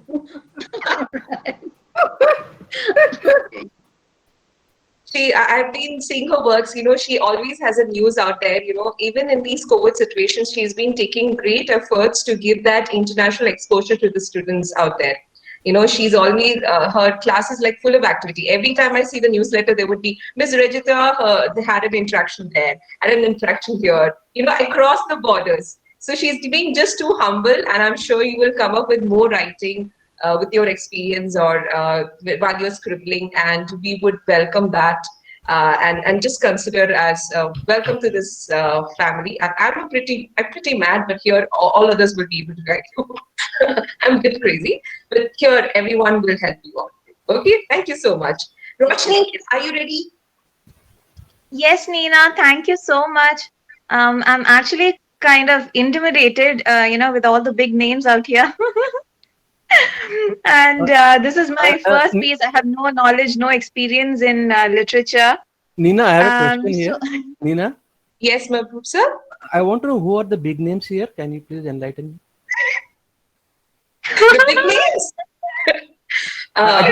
I'm just curious to know who are the big names here apart from Countless. Lavanya It will and outgrow Murli my sir. fingers. I'm very bad at numbers. Like, at Mahbub sir, Lavanya, then we have Hari sir, we have Professor Manu, and then Dr. Zia. Come on, Okay. here, all of you here, all the big names. We are the tiny ones here. Murli sir, come on. I can okay. I'll agree now. The Murli sir, Dr. Manu, and Dr. Rizia. I got clarity. Thank you very much. Please proceed. Yeah. It will go beyond. Yes. Yes, Roshni, over to you.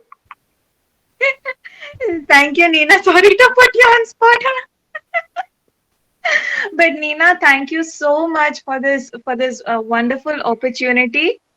I hope I make you proud. Okay. My this is what I'm gonna perform is spoken word poetry. I was not there, Nina, when you gave an introduction about spoken word poetry. All right. This is not. I mean, spoken word poetry does not have a fixed form as such. It is like a performance. So I think I'll just get into it. Can you put your video on, Roshni? Your video is off. Turn your camera. Yeah. Yeah, I'll not be performing it. I'm sorry. I'll just read it out. Best try. All right. Yeah, Okay. Everyone needs a place. It shouldn't be inside of someone else. I've borrowed this couple of lines from a poet. The poet and his work, I'll let you know at the end of the piece. Okay. Everyone needs a place. It shouldn't be inside of someone else. This piece is an ode to my lovely young cousin, Solomon Joes. Dimpled cheek, cheeky eyes, silky black hair, not at all fair. An undeniable force are Solomon Joes. He will sweep you off your feet with his quirky wit and leave you laughing until you quit. A free spirit with big dreams. to soar the skies and float among the clouds, to travel places and marvel God's handiwork, to sing with his beautiful voice without voice, to love endlessly and to give without withholding. Can such naivety survive? And so we tried to tie him down, shoved reality at his face, criticized his actions, and called him a fool. And when he built a glorious castle, each twig with care, we burned it down with nothing but a flare. He would still admire the flame and brush away his pain, with no thoughts of loss or gain. Everyone needs a place. It shouldn't be inside of someone else. Still we whined, why waste time with futile things? Let go of your singing and flying and fancies, and meanwhile do something worthwhile. Plan for your future generations. Little did we know that there was to be none. I didn't understand that he didn't need those things to make him happy. His happiness was being the reason of another's joy, if only we had let him. I regret not standing up for him. I regret not holding his hands and taking off into his dreams. I regret ignoring the pain that silently called out from him. I regret believing we would defeat cancer and come home smiling like you always did. Everyone needs a place. It shouldn't be inside of someone else. He fought with desperation, with determination. One step, second step, one chemo after another. Before our eyes, his mane that was once a cause of envy became the cause for disdain. His body that he took so much care to maintain became a battleground filled with pain. Time and again, without complaint, he pleasantly endured the mockery at his hairless head and rounded figure. Didn't care to explain, not because he couldn't speak up, no. He just chose to refrain from making them feel less humane. When that wouldn't crush him, it took away his voice. It took away his song, his pride and joy. An angel was cursed into a goblin. He was dragged through the pits of hell, lost everything. But never once did he lose himself. He fought with might and main, and captured not lands and fears, but hearts and tears of doctors and nurses and every single person around him. So much so that heaven and hell was furious. He defeated cancer and came home singing, singing. Everyone needs a place. It shouldn't be inside of someone else.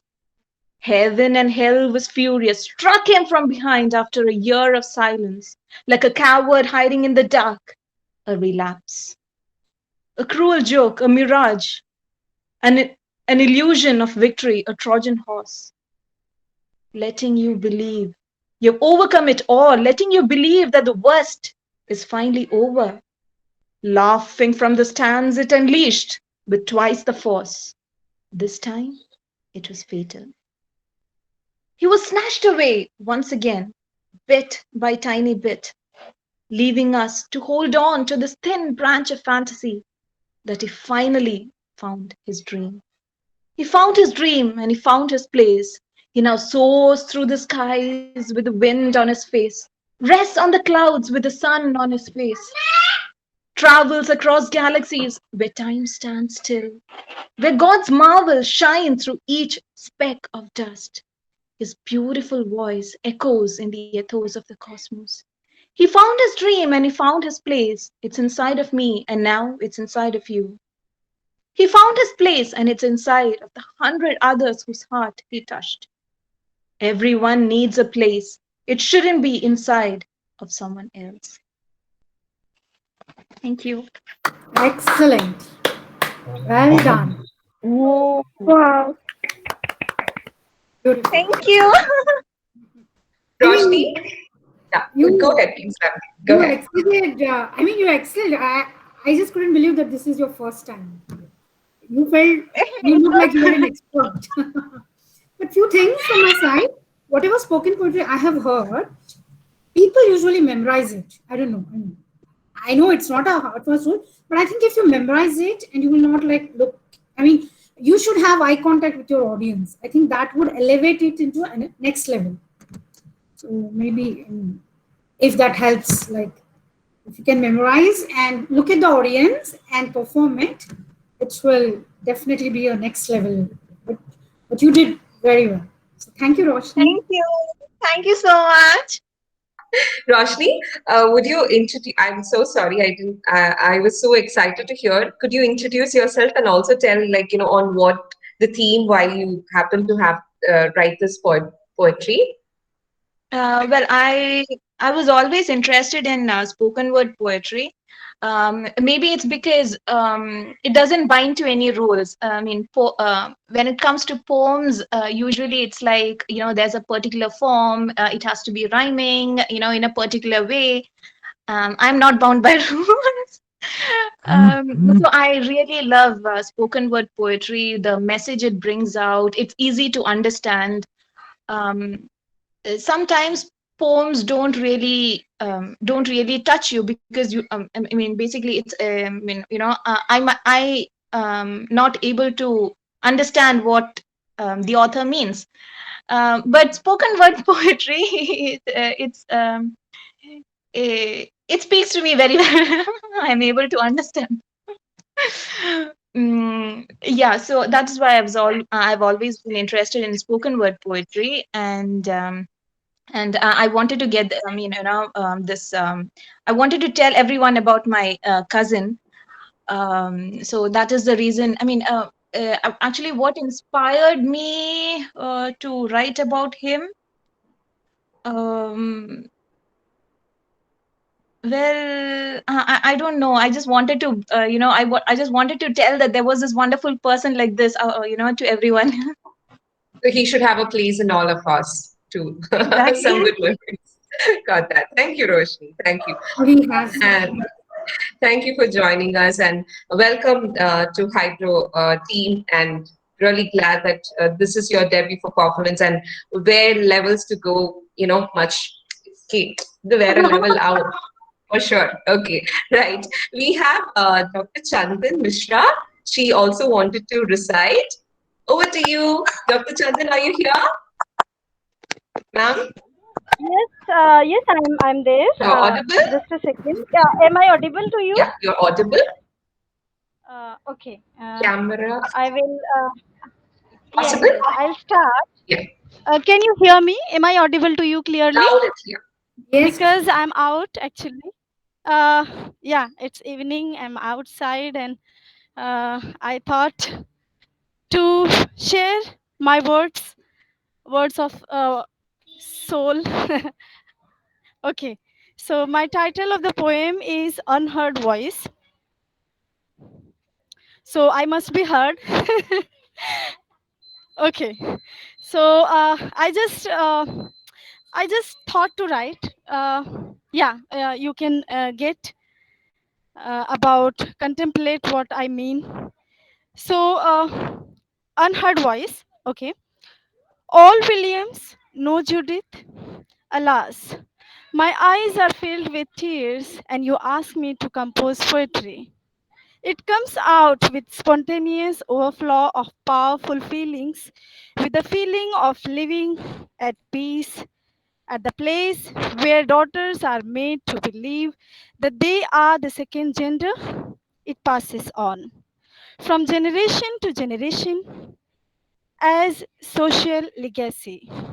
It creates ache in my heart for the victimized sisters and daughters of the Mother Earth.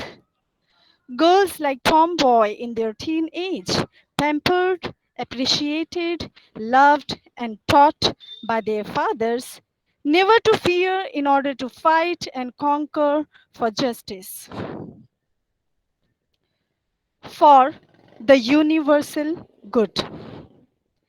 They have been as free as butterfly in learning pedantic philosophies, dwelling in high human values, and struggling in social and environmental imperfections.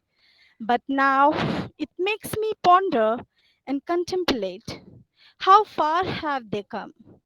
Could they make any difference with their very existence as the daughters of the Mother Earth?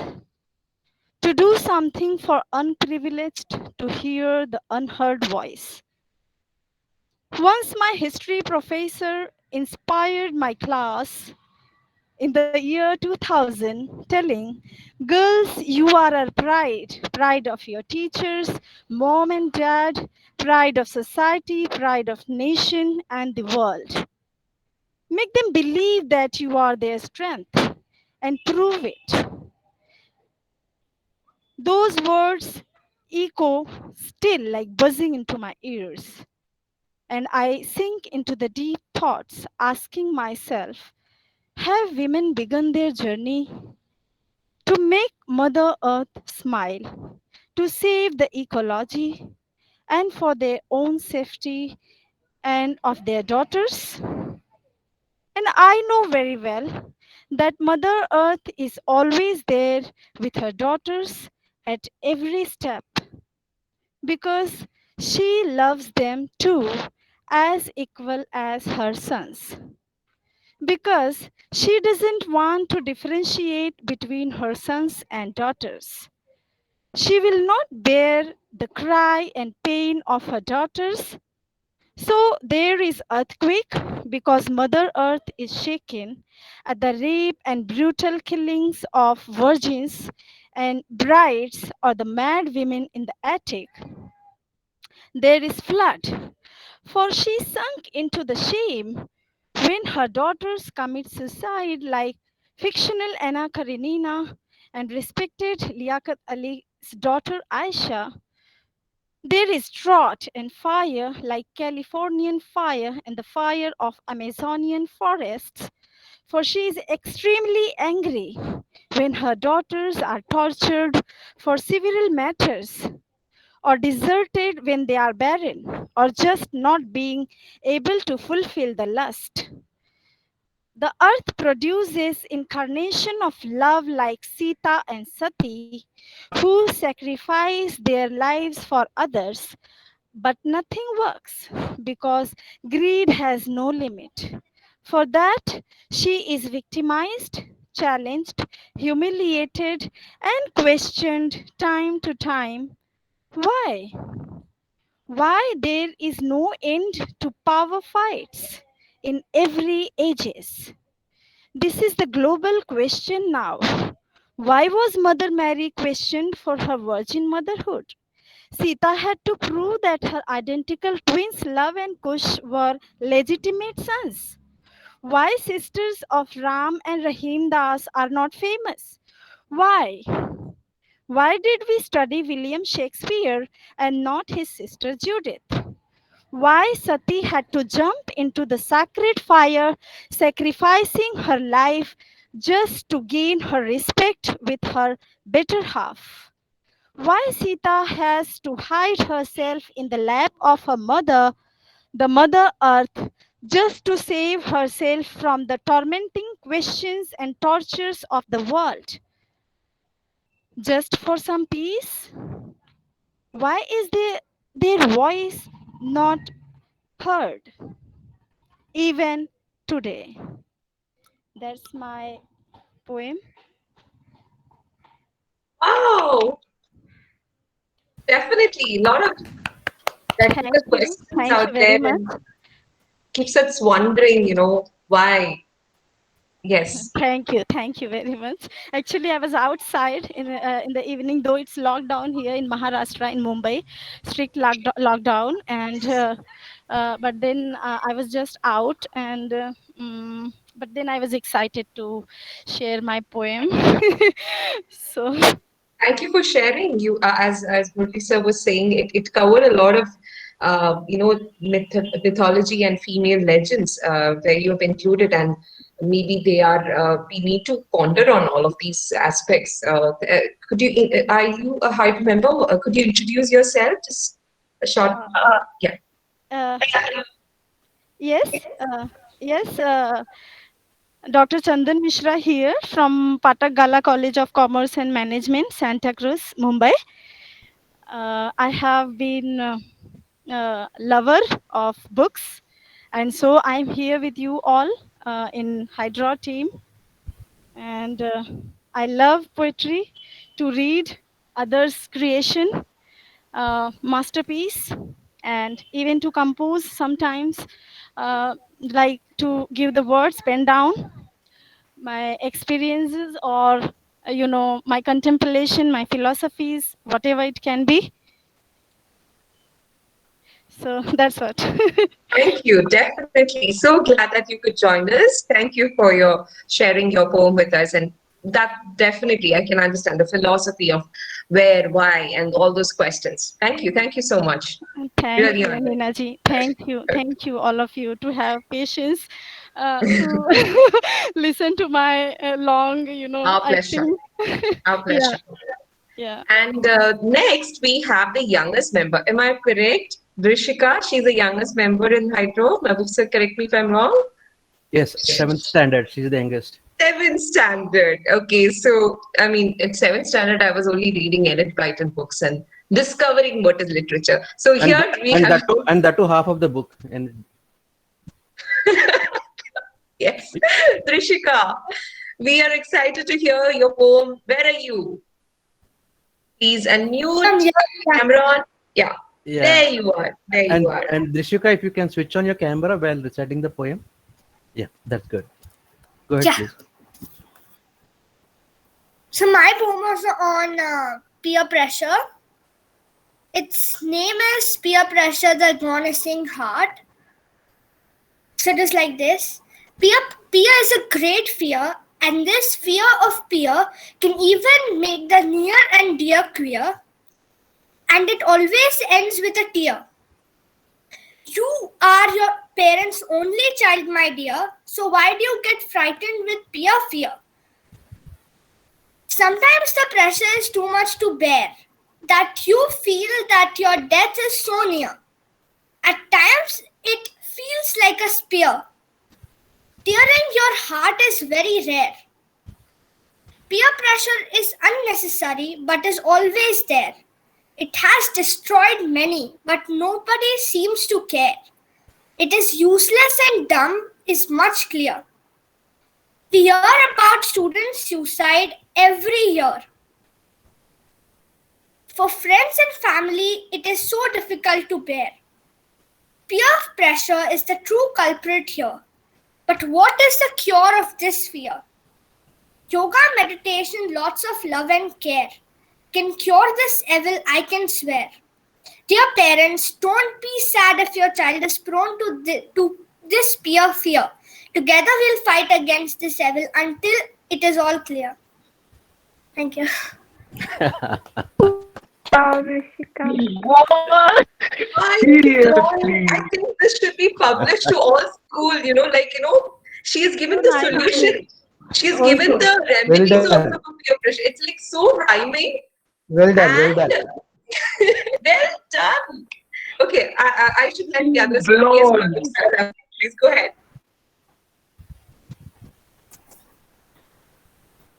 Well done, Rishika. Loved your poem. Thank you. And lesson for you: never succumb to peer pressure. Okay. I know you wrote the poem, but still, long way for you to go. So stand what you wrote in your poem. Okay. Yeah.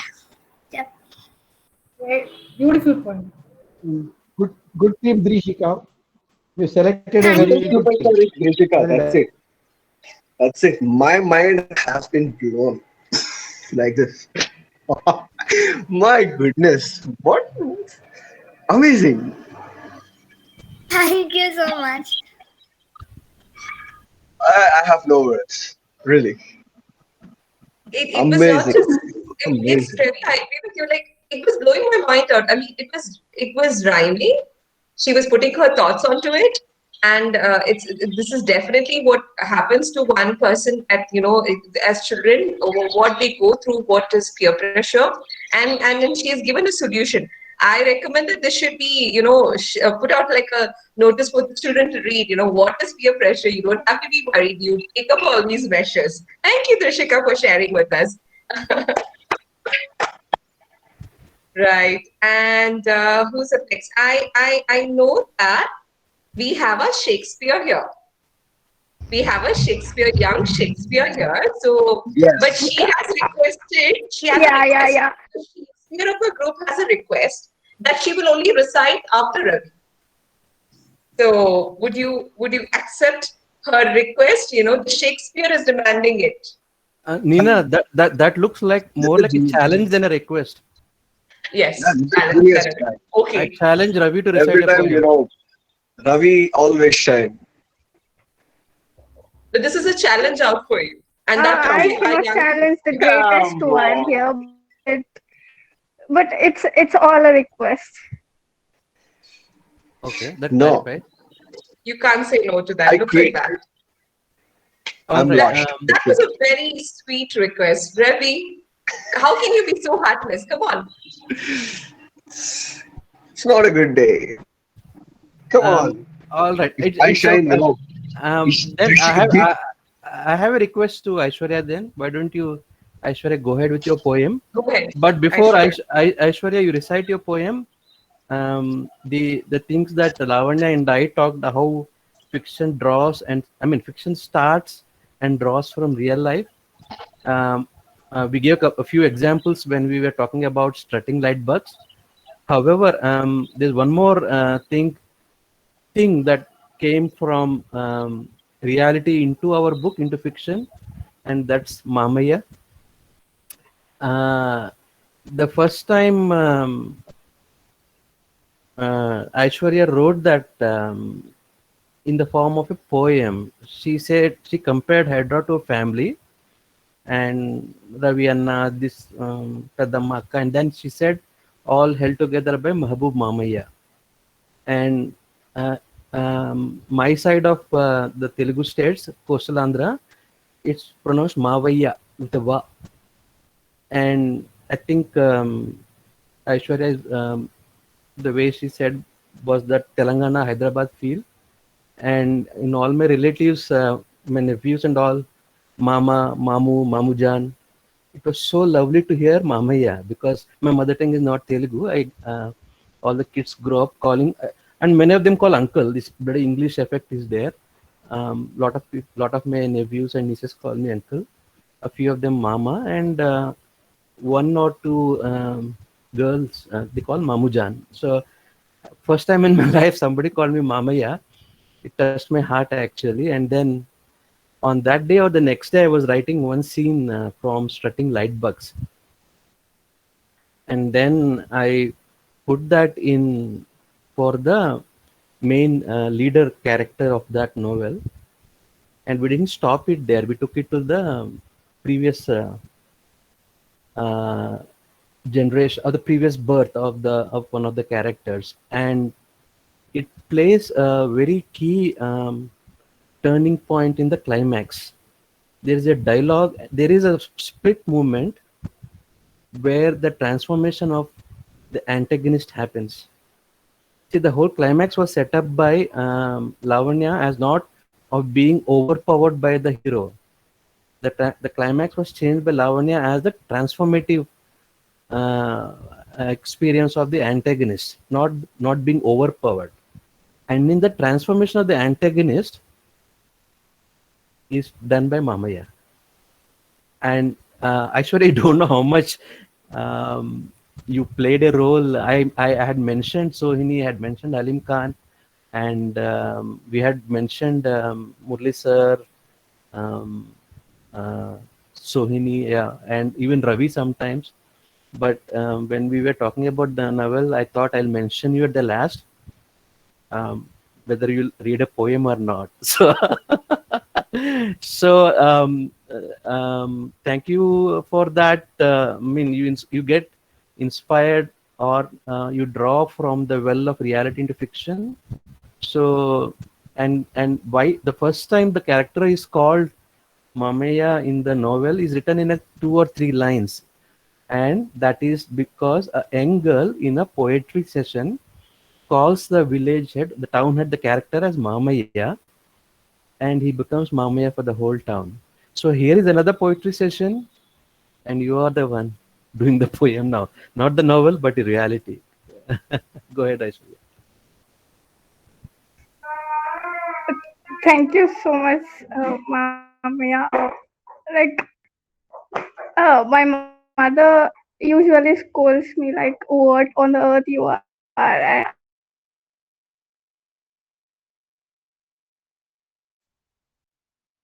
Yes, we have lost her. Can you hear Yeah, her? no, she's froze. I mean, the line got She's frozen. frozen. Yeah. Aishu, could you just rejoin, dear?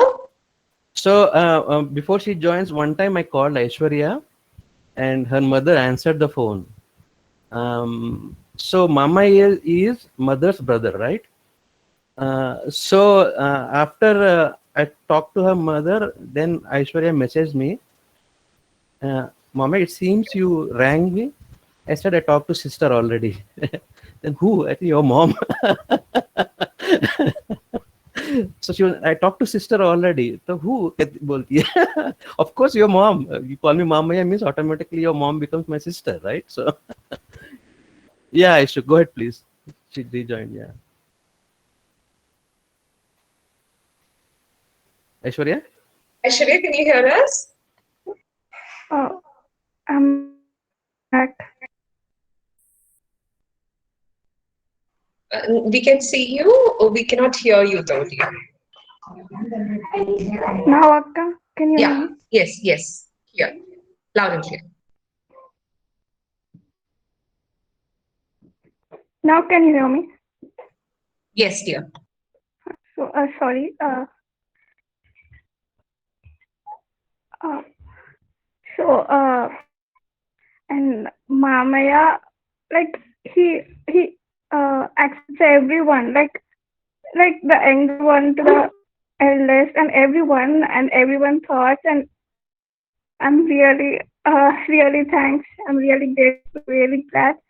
And మామయ్య ఇప్పుడు నా దగ్గర చెప్పడానికి కవిత లేదు, కానీ ఇక్కడ ఒక కిటికీ చూస్తే కొన్ని మాటలు వస్తున్నాయి. చెప్పడానికి పర్మిషన్ ఇస్తే చెప్తా. చెప్పమ్మ, పర్లేదు, చెప్పు, తెలుగులోనే పర్లేదు.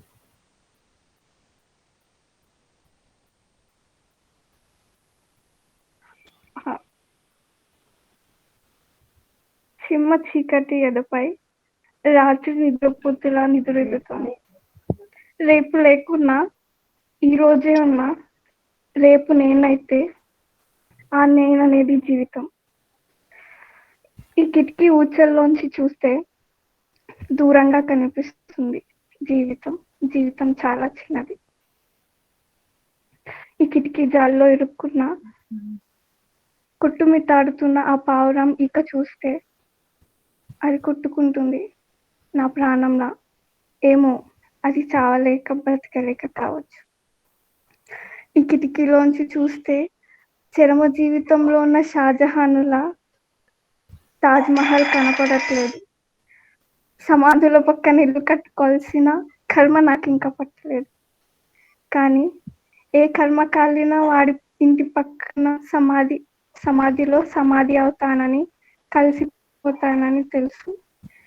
తొందరగా, ఖచ్చితంగానైనా అది తొందరగా. Thanks. Wow. Wow. Okay. The Ravi, you have to comment on this. Come on. You did a great job, okay? I'm admitting my defeat. అంత లేదు అన్నయ్య. Right. You have to I'm really waiting for your book. So we do have Okay. a lot of people who don't know Telugu. Could someone, I know bits, could you give a summary of what she had recited? Anyone? It's the smallness of life. It is so small that I don't feel like anything. Looking out of the window, I don't even feel like Shah Jahan built the memorial. The voice was breaking, but it's like she's basically saying that life is so small that even the big things look small. So I just remembered one of my friend's poems. from the book All the Light in Us by Sai Pradeep. So he had written something like, I just want to dedicate this to Aishwarya and Drisika, who are the superstars of this evening. So, beautiful is your strength, the strength that prevails over everything, even on your weakest days. Beautiful is your hope, the hope that triumphs against all odds, even in the darkest of times. Beautiful is your spirit, the spirit that refuses to be broken, even when all seems lost. So, my beloved stars, do not stop shining. Even though you are just a bunch of gas that floats in the space, all you need to do is you are the light for everyone. Just like, I got Aishwarya, even whenever I feel, whenever I'm in the lowest of my times, I just wait for Aishwarya to ping me. I just, everything gets lit suddenly. Everything get lights up on my background. It's like that radiance these people, these beautiful souls are carrying. Uh, I really, really congratulate them, and may you find courage and strength to forgive yourself for whatever you have done, for everything uh, that you have even done wrong, for loving someone at the price of putting everything down, for all the materialistic things that you ever come across in your life. So I wish you like all the best of the best, because you know life is all about celebration. Life is all about making this moment memorable, and you need to leave this moment as soon as uh, crossing this moment. So that's how you can find the true happiness. I really want to meet you in person. Let's see what has got in the store. So I'm like I lost. I lost. I'm lost. I give up. Where is my white flag? Come on, get it. Thank you, Ravi. Thank you. That was great thoughts from a little mind. I mean, it's so amazing how these small nudges, small minuscule, which I think have inspired each other to start on a writing or writing of a book or another journey. How we, despite being in this pandemic situation, we have gathered each other, and I already feel like a family.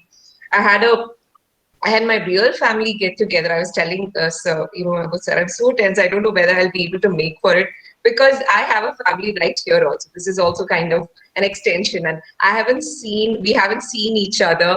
But then it's so warm, and it's time to any more poets coming up. I can see a lot of big names, I should say, so they should have written. If you are willing, please share your poems with us. Come on, I can see anything that you would like to share with the Hydra team. I can see Devi. Would you be Sandhya, Krishna, anyone else?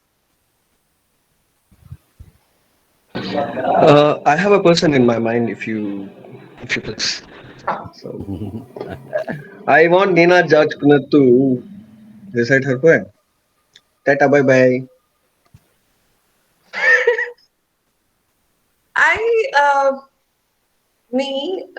Poem. I'll take some time, but I wrote this poem long way back. Is it okay if I recite it? Is it okay? Because it is already published and it's not uh, Yeah, go ahead, Nina. Yeah, because a Everything dream came flows. true. Everything flows this Whatever evening was with your written in the poem today, it came true. So, like, okay, my oath of baldness for love. I actually shave my head for a reason, and if you want to know why, this is the reason. Try to figure it out, or it's okay. So my oath of baldness for love. Why do I rose up in my slumber only to find myself in the solace of darkness? Why do I wait in my chamber only to remind myself that I'm forbidden for my far away Philly princess? Why do you haunt my memories to make me so forlorn, O merciless matter familiars of my nativity? Why do you dastardly deny of my rights in entirety, only if I could embrace a stroke of serendipity? Why will not I emboss her till eternity? O ye peak, mark my words of unruliness. Why would I remain a pantaloon hairless and careless? Only until my rendezvous with my progeny. Why would you relate my bare baldness to bogging baldness? Only that I simply do not care of your visage. So the dream came true. I had my rendezvous with my fair princess. So it all happened in one day. And thank you. Thank you, Ravi. Thank you. Thank you for encouraging. Any final notes, Professor Manu? Anyone who would want to share your thoughts, your journey, your experience in this book launch? You know, anything that you would want to share, please, audience, for being such a lovely audience out here. I had many flaws Yes. and technical difficulties, but somehow managed to go through it. And thank you, HydRAW, for giving me this wonderful opportunity of hosting. And it's been an honor for me. Anyone would like to say anything? Yes, yes. I'm dragging another name, Dr. Manu. Come on. Good go. And I second that. Yeah, I thought that. Should I say I thought that? and Yeah. and I and I rejected because That I am in an IPL club and we are watching cricket match since noon.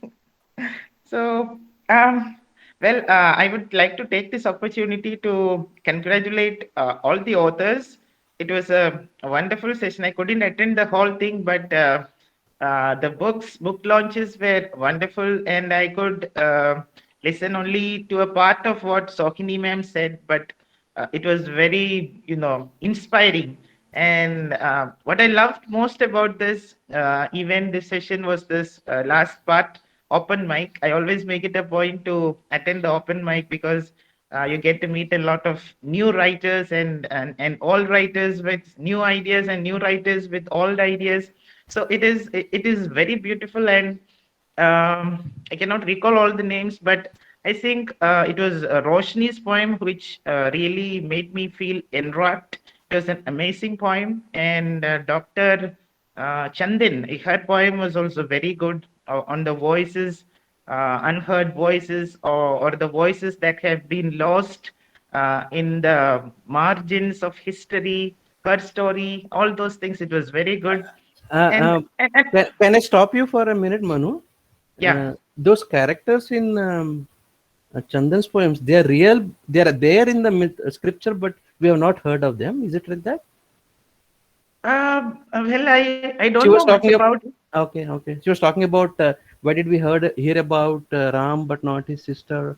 Those kind of lines Yeah, were yeah, there. yeah. I mean, she was talking about Ram and his sister, and Mhm. Shakespeare and his sister, Judith. So, Yeah, Shakespeare. so It was did they have siblings, but they did not come out no, in the no. public? Shakespeare's sister is just imagined sister. There is no Imagine by sister to Chandan. Okay, Shakespeare. okay, okay. Okay. Somebody wrote about it. Had Shakespeare had a sister, would she have been as famous as Shakespeare, or had Shakespeare been a woman, Mhm. would she have been as famous as Shakespeare is? So Okay, okay. that was the Actually, question that Chandan is writing in the chart that she mixed myth with history. So I think now I'm yeah, that Mehboob, was myth with Mehboob, history. but I'm just butting in. go That ahead. that was actually that very famous essay by Hmm. Virginia Woolf, "The Room of One's Soul," where she mentions this sister of this Shakespeare. mystical Shakespeare's sister. I see. Okay. What would have happened? That's a very elaborate. If you get it, it's available everywhere. Room of One's Own. So she writes very elaborately about what would have happened if Shakespeare had a Had a sister, sister. yes, Okay. and whether she would have been as Famous. lucky or as famous as Mhm. Shakespeare. When and she goes on to say that the probably the first thing that she would not have been able to do was to roam the streets of London as carelessly and as say without any fear, like Mhm. Shakespeare does. Shakespeare. Right. Shakespeare did. Okay. That was the point. Okay. Thank you very much. Yeah. Always something to learn in literature. So yeah. Yeah. Sorry, Manu. I cut you off. Please continue. Yeah. No. It is fine.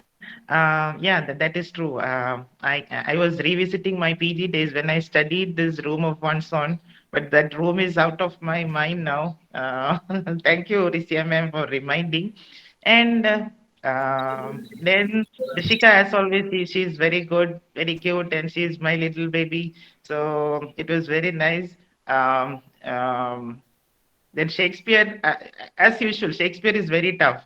I didn't understand the language when I was a student, and even now I cannot understand Shakespeare. Shakespeare today recited a poem, I didn't understand a word of it. But that was Telugu, And though. there is a website which says No Fear Shakespeare. So I am going to register in that to understand Shakespeare better. Okay. And yeah, Ravi, I was happy that she forced or coaxed Ravi to recite a poem. Finally, yeah, we all have this oath to baldness, right, Ravi? Yeah, that is great.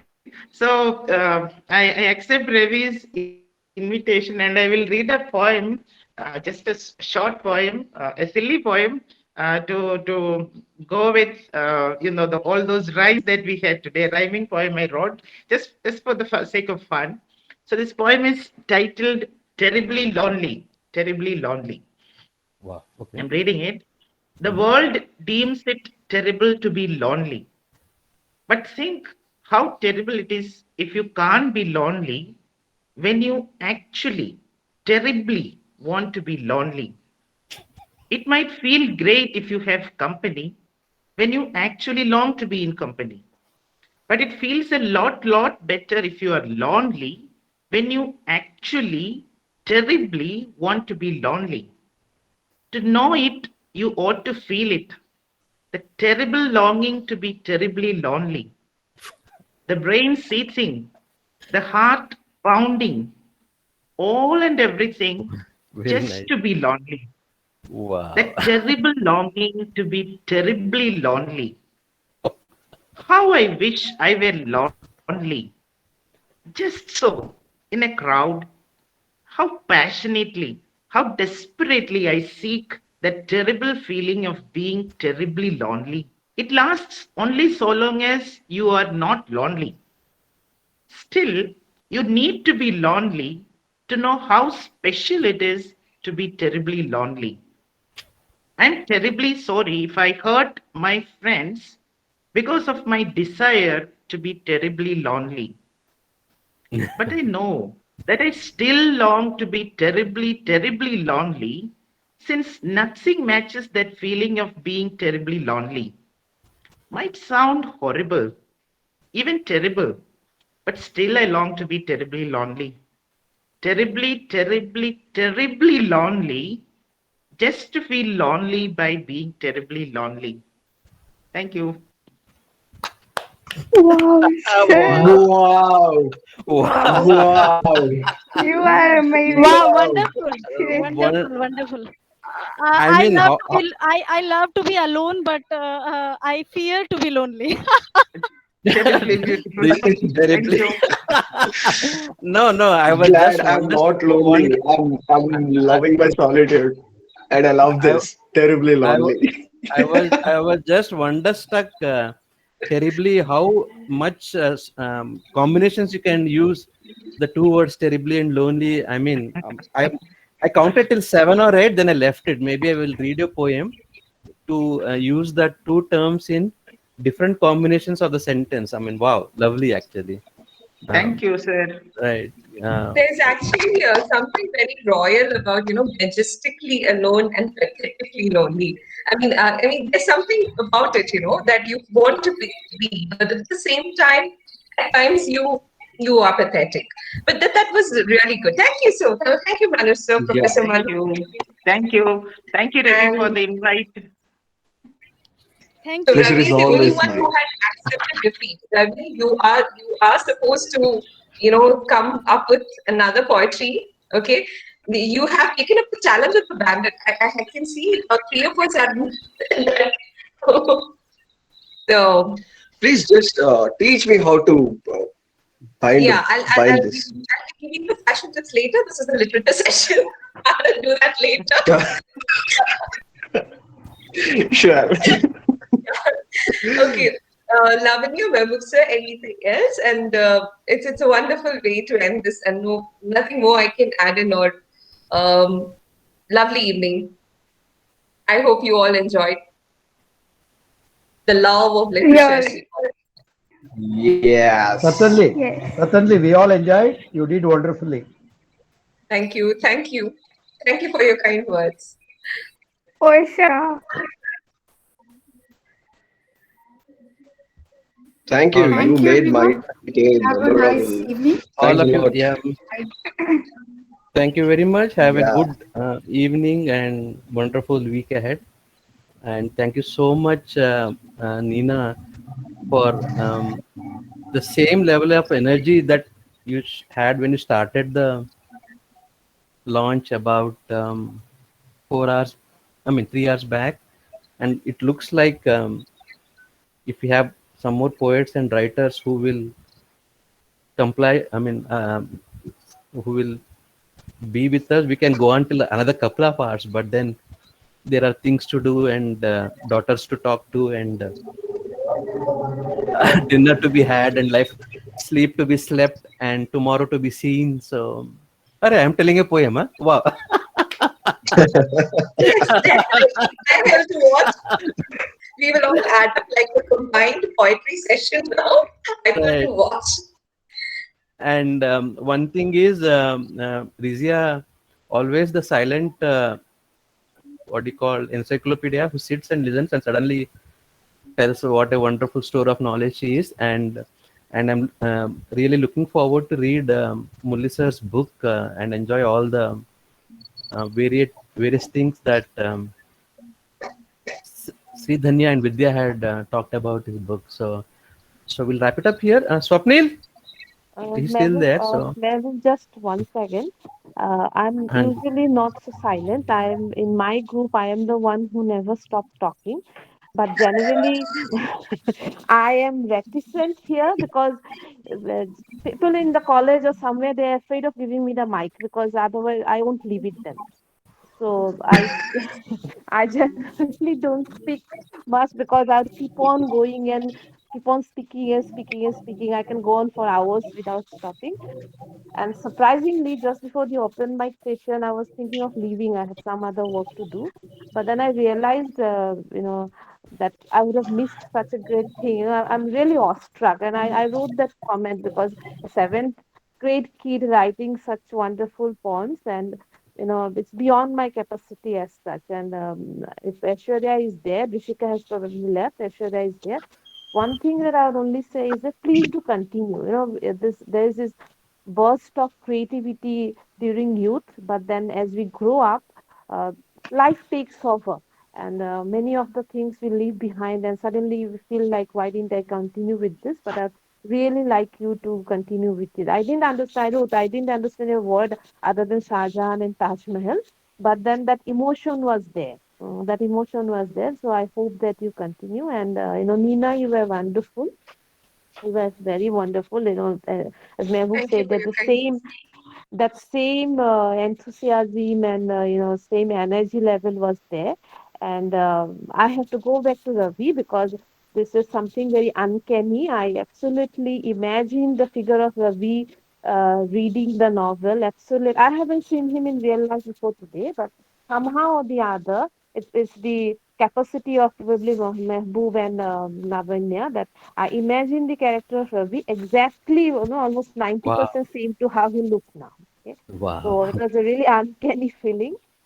Anyway, so as I said, I can go on talking, but there are lots of other things to do. So once again, congratulations to Molly sir, Mehboob, and Lavanya, and hope for more ventures like this. Okay. Bye then. Congratulations. I guess the mute button is what is making us like, that's a villain there.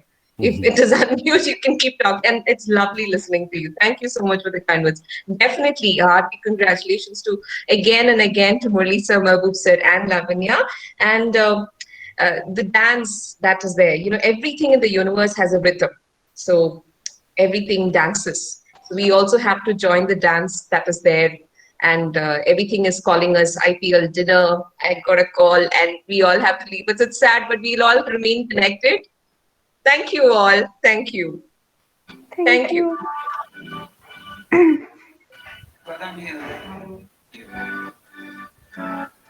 Oh, Mama has a beautiful.